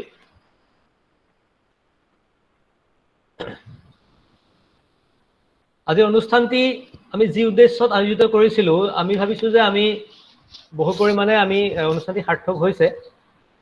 সকলোকে ধন্যবাদ জ্ঞাপন কৰিছোঁ আমাৰ ফালৰ পৰা। বিশেষকৈ আমি আমাৰ মহাবিদ্যালয়ৰ সন্মানীয় অধ্যক্ষ ডক্টৰ দেৱব্ৰত শৰ্মা ছাৰক আন্তৰিক ধন্যবাদ জ্ঞাপন কৰিছোঁ। অমিত্ৰ পূজাৰী ছাৰক আন্তৰিক ধন্যবাদ জ্ঞাপন কৰিছোঁ। আমাৰ যোৰহাট মহাবিদ্যালয় একত্ৰিত পৰিয়ালৰ আমাৰ সন্মানীয় শিক্ষক শিক্ষয়িত্ৰীসকল, তেখেতসকলে অংশগ্ৰহণ কৰি পেলাই অনুষ্ঠানটি সমৃদ্ধ কৰিলে, তেখেতসকলক ধন্যবাদ জনাইছোঁ। আমি যোৰহাটৰ তথা অসমৰ আগশাৰী শিক্ষানুষ্ঠান ক্ৰেচেণ্ট একাডেমীৰ সন্মানীয়া পৰিচালক সঞ্চালিকা জিতা বৰুৱা বাইদেউক আমি আন্তৰিক ধন্যবাদ জ্ঞাপন কৰিছোঁ। তেখেতৰ উপস্থিতিয়ে আমাক সমৃদ্ধ কৰিলে, অনুষ্ঠানটিক সমৃদ্ধ কৰিলে, তেখেতলৈ আমাৰ আন্তৰিক ধন্যবাদ। আৰু লগতে আমি আন্তৰিক ধন্যবাদ জ্ঞাপন কৰিছোঁ বিশেষভাৱে আমাৰ যিসকল ছাত্ৰ ছাত্ৰীয়ে, যিসকল উচ্চমান প্ৰত্যাশী দৰ্শন বিষয়ত তেওঁলোকে উচ্চ শিক্ষা লাভ কৰিবলৈ আহিছে, বিচাৰিছে, আমি তেওঁলোকক স্বাগতমটো জনাইছোৱেই, লগতে ধন্যবাদ জনাইছোঁ এটা কাৰণে যে তেওঁলোকৰ সক্ৰিয় সহযোগিতা আৰু উপস্থিতিয়ে আমাৰ অনুষ্ঠানটি যি উদ্দেশ্যত আমি অনুষ্ঠিত কৰিছিলোঁ সেই উদ্দেশ্য নিশ্চয় পূৰণ হৈছে। আৰু তেওঁলোকে আমাৰ লগত নিশ্চিতভাৱে তেওঁলোকে পাছত থকাটো উচিত এইখিনি সময়ত। আৰু আমাৰ গ্ৰুপো খুলি দিয়া হৈছে, হোৱাটছআপ গ্ৰুপ। কিবা অসুবিধাৰ সন্মুখীন হ'লে তেওঁলোকে আমাক সুধিব পাৰিব, তেওঁলোকক আমি অনুৰোধ জনাইছোঁ। আৰু আহা সকলোৱে দৰ্শন বিভাগলৈ, আৰু দৰ্শন পঢ়াৰ আনন্দ লাভ কৰা। আৰু কেৱল আনন্দই নহয়, দৰ্শন পঢ়ি আমি ইতিমধ্যে কোৱাৰ দৰে যুক্তিবাদী হোৱা, মুক্ত চিন্তাৰ অধিকাৰী হোৱা, আৰু সেই যুক্তিবাদ আৰু মুক্ত চিন্তাৰ আলোকত তোমালোক আগবাঢ়ি যোৱা। আৰু কেৱল যুক্তিবাদ আৰু মুক্ত চিন্তাৰ আলোকত আগবাঢ়ি যোৱাই নহয়, তোমালোক সকলো সুনাগৰিক হোৱা, সুপ্ৰতিষ্ঠিত হোৱা। তোমালোকে দৰ্শন পঢ়ি কিনো কৰিম বুলি এনেকুৱা ধৰণৰ কথাবোৰ যে মিছা, সেইবোৰ যে আচলতে কিছুমান উৰা বাতৰি বা সেইবোৰ কিছুমান অৰ্থহীন কিছুমান কথাহে, সেইবোৰ সকলোৱে তোমালোকে প্ৰমাণ কৰি দেখুৱাবা। আৰু আজি আমি অনুষ্ঠানটোত দেখিলোৱেই বিভিন্নজনে কেনেকৈ দৰ্শন পঢ়িও সেই কেৱল দৰ্শনৰ শিক্ষাৰ, পুথিগত শিক্ষাৰ চাৰিসীমাৰ ভিতৰত আবদ্ধ নাথাকি কেনেকৈ কোনোবাই স্পৰ্টছত গৈছে, কোনোবাই নেশ্যনেল ৱেইট লিফ্টাৰ হৈছে, ইণ্টাৰনেশ্যনেল ৱেইট লিফ্টাৰ, কোনোবা কেৰাটে চেম্পিয়ন হৈছে, কোনোবাই বাঁহেৰে ইমান সুন্দৰ বস্তু বনাইছে, কোনোবাই ভাওনা কৰিছে। গতিকে আচলতে দৰ্শন পঢ়িলা বুলিয়ে যে তুমি সকলোৱে যে আচলতে দৰ্শনৰ শিক্ষক বা অধ্যাপক হ'ব এনেকুৱা নহয়। দৰ্শনৰ জ্ঞানখিনি লোৱা, সমৃদ্ধ হোৱা, আৰু জীৱনৰ বাটত বাট বোলা। ব্যৱহাৰিকভাৱে তুমি বুজি উঠিবা। দৰ্শন যেতিয়া তুমি পঢ়িবা, তুমি স্নাতক পৰ্যায়ত পঢ়িবা, তুমি যেতিয়া স্নাতক ডিগ্ৰী লাভ কৰিবা, তাৰপিছত তুমি বুজিবা যে দৰ্শন পঢ়াৰ কাৰণে তুমি কি পালা, কি লাভ হ'ল তোমাৰ দৰ্শন পঢ়ি পেলাই, তুমি উপলব্ধি কৰিবা। আৰু ইতিমধ্যে হয়তো হায়াৰ ছেকেণ্ডেৰী 2 বছৰৰ লজিক পঢ়ি তোমালোকে ইতিমধ্যে কিছু পৰিমাণে হয়তো মই ভাবিছোঁ সমৃদ্ধ হৈছা। গতিকে এই বাটটো কাটিব লাগিব। বাটটো কাটিবৰ কাৰণে দৰ্শনক তোমালোকে উচ্চ পৰ্যায়লৈ নিব লাগিব। তোমালোকৰ সেই জ্ঞানৰ সাধনাত, প্ৰজ্ঞাৰ সাধনাৰে জীৱন আলোকিত কৰাৰ কাৰণে দৰ্শন পঢ়িবই লাগিব। আৰু এটা কথা মই বাৰে বাৰে কওঁ, মই ন দি কওঁ, মই দৃঢ়তাৰে কওঁ, মই বিশ্বাসেৰে সৈতে কওঁ যে দৰ্শন philosophy is a mother of all subjects. দৰ্শন সকলো ধৰণৰ বিজ্ঞান হওক বা যিয়ে নহওক লাগিলে সকলোৰে মাতৃ বুলি কোৱা হয় দৰ্শনক। কিয় কোৱা হয়? সকলোতে দৰ্শন আছে, সকলোতে দৰ্শন লুকাই আছে। আমি যে কওঁ এমফিল ডিগ্ৰী, তাৰমানে কিনো? What is the meaning of MPhil degree? আমি যে কওঁ আমুকে এমফিল ডিগ্ৰী পালে, তাৰমানে master of philosophy in any subject. PhD degree মানে কি? Doctor of philosophy in any subject. যিকোনো বিষয়ৰ দৰ্শনটোত তুমি ডক্টৰ হৈছা, মাষ্টাৰ হৈছা, এমফিল। তাৰমানে সকলো বিষয়তে এটা দৰ্শন থাকে। তাৰমানে মেথামেটিক্সতো দৰ্শন থাকে, ছচিয়লজিতো থাকে, ইতিহাসতো থাকে, and even there is philosophy in philosophy also'. দৰ্শনতো দৰ্শন থাকে, ৰসায়ন বিজ্ঞানত দৰ্শন থাকে, পদাৰ্থ বিজ্ঞানত দৰ্শন থাকে। মই তোমালোকক এটা উদাহৰণ দি পেলাই তোমালোকক মই এটা উৎসাহ দিবলৈ বিচাৰিছো। এজন ব্যক্তি, তেখেতৰ নাম অংকুৰ বৰুৱা, ডক্টৰ অংকুৰ বৰুৱা। তোমালোকে হয়তো নামটো শুনা নাই। অসমৰ সুসন্তান ডক্টৰ অংকুৰ বৰুৱা, সোণালী জাহাজৰ কবি ভৱেন বৰুৱাৰ সুপুত্ৰ। তেওঁ কেম্ব্ৰিজ বিশ্ববিদ্যালয়ৰ ডিপাৰ্টমেণ্ট অফ ডিভিনিটিৰ তেখেত হৈছে প্ৰফেচৰ। আৰু তোমালোকে শুনি আচৰিত হবা, তেখেত আচলতে ফিজিক্সৰ মানুহ আছিলে। তেখেত ফিজিক্সৰ মাষ্টাৰ্ছ আৰু ফিজিক্সৰ তেখেত ডক্টৰ ডিগ্ৰী ফিজিক্সৰ। আৰু তাৰপিছত তেখেত ফিলচফিৰ প্ৰতি আকৰ্ষিত হ'ল আৰু ফিলচফি পঢ়ি তেখেত বৰ্তমান ফিজিক্সৰ মানুহজন ফিলচফি প্ৰফেচৰ। ক'ৰ? উলামুলা বিশ্ববিদ্যালয় নহয়, কেম্ব্ৰিজ ইউনিভাৰ্চিটি। গতিকে আৰু সেই ডক্টৰ অংকুৰ বৰুৱাৰ দৰে ব্যক্তিয়ে ফিলচফি আৰু ফিজিক্স একেলগে অধ্যয়ন কৰিলে। আৰু আমাৰ সেই পৰিৱেশ আমাৰ ইয়াত লাহে লাহে আহি থাকিব। তুমি যি ভাল পোৱা সেয়া পঢ়িবা। সেই পৰিৱেশটো লাহে লাহে বিশ্ববিদ্যালয়, মহাবিদ্যালয়, CBCSৰ মাজেৰে আহিছে যে তুমি what you choose, what you like to study, you may study. তুমি যি পঢ়িবলৈ বিচাৰা পঢ়িব পাৰিবা। সেইটো ছায়েন্সে হওক বা আৰ্টছে, কমাৰ্চ হওক, কম্বিনেশ্যন কৰি পঢ়িব পাৰিবা। এনেকুৱা এটা সময় আমাৰ মাজলৈ আহি আছে। নিশ্চয় বাহিৰততো সেইবিলাক কেতিয়াবাই হ'ল, কিন্তু আমাৰ মাজলৈ সেই পৰিৱেশটো আহি আছে। পুনৰবাৰ সকলোকে মই স্বাগতম জনাইছো দৰ্শন বিভাগলৈ, যোৰহাট মহাবিদ্যালয় একত্ৰিতৰ। পুনৰবাৰ সকলোকে ধন্যবাদ জ্ঞাপন কৰিছো। পুনৰবাৰ জিতা বৰুৱা বাইদেউক ধন্যবাদ জ্ঞাপন কৰিছো, অশেষ ধন্যবাদ জ্ঞাপন কৰিছো। সমৃদ্ধ হলো আমি অনুষ্ঠানটোৰ যোগেদি। পুনৰবাৰ ধন্যবাদ জ্ঞাপন কৰি আৰু যদি সুধিবলগীয়া কিবা নাই, তোমালোকৰ যদি কোনো খোজা নাই, আমি অনুষ্ঠানটো ইমানতে সামৰণি মাৰিবলৈ বিচাৰিছো। ধন্যবাদ। স্যাৰ নিশ্চয়। স্যাৰ মই ফিলচফিত 59 পাইছিলো আৰু ইংলিছত 54। পাৰিম নে এক্সামটো দিবলৈ? ফিলচফিত আমি ইতিমধ্যে ক'লো যে লজিকত 60 পাব লাগিব, আৰু ইংলিছত মিনিমাম 50 পাব লাগিব। গতিকে আচলতে চিধা কথাটো হ'ল যে তুমি 59 পালে আচলতে নোৱাৰা দিব। কিন্তু কিবা যদি বিভাগীয় সিদ্ধান্ত হয় বা এনেকুৱা ধৰণৰ কোনো সিদ্ধান্ত নাই হোৱা, আমি সম্পূৰ্ণ ধৰি দিছো 60 and 50, 60 লজিক, 50 ইংলিছ। গতিকে কাৰণ তোমাৰ নিচিনা বহুত ল'ৰা ছোৱালী ওলাব, গতিকে তেনেকুৱা ধৰণৰ 59, 58 পোৱা বহু ওলাব পাৰে। তেনেকুৱা নিশ্চয় তুমি বুজি পাইছা কথাটো, আৰু বহু ওলাব পাৰে। গতিকে আমাৰ যিহেতু এটা ষ্টেণ্ডাৰ্ড মানদণ্ড আছে কথাটো, গতিকে আমি আলোচনা বিলোচনা বা বিভাগীয় বা মহাবিদ্যালয়ৰ ফালৰ পৰা সিদ্ধান্ত মৰ্মেহে কিছু কথা, দুই এটা কথা ক'ব পৰা হ'ব এনেকুৱা দেই। এই মুহূৰ্তত ক'ব পৰা নাযাব। নিশ্চয় আৰু কাৰোবাৰ কিবা আছে নেকি? নিশ্চয় নাই যেন লাগিছে। আৰু হয়, সকলোকে ধন্যবাদ জ্ঞাপন কৰিছো পুনৰবাৰ। আৰু ইমানতে আজি দৰ্শন বিভাগৰ, যোৰহাট মহাবিদ্যালয় একত্ৰিতৰ দৰ্শন বিভাগৰ উদ্যোগত অনুষ্ঠিত যি এডমিশ্যন কাউন্সেলিং প্ৰগ্ৰেম, এই যিটো নামভৰ্তিকৰণৰ যিটো পৰামৰ্শ দানৰ যিটো কাৰ্যসূচী অনুষ্ঠান, সেইটোৰ পৰিসমাপ্তি ঘোষণা কৰিছো। ধন্যবাদ।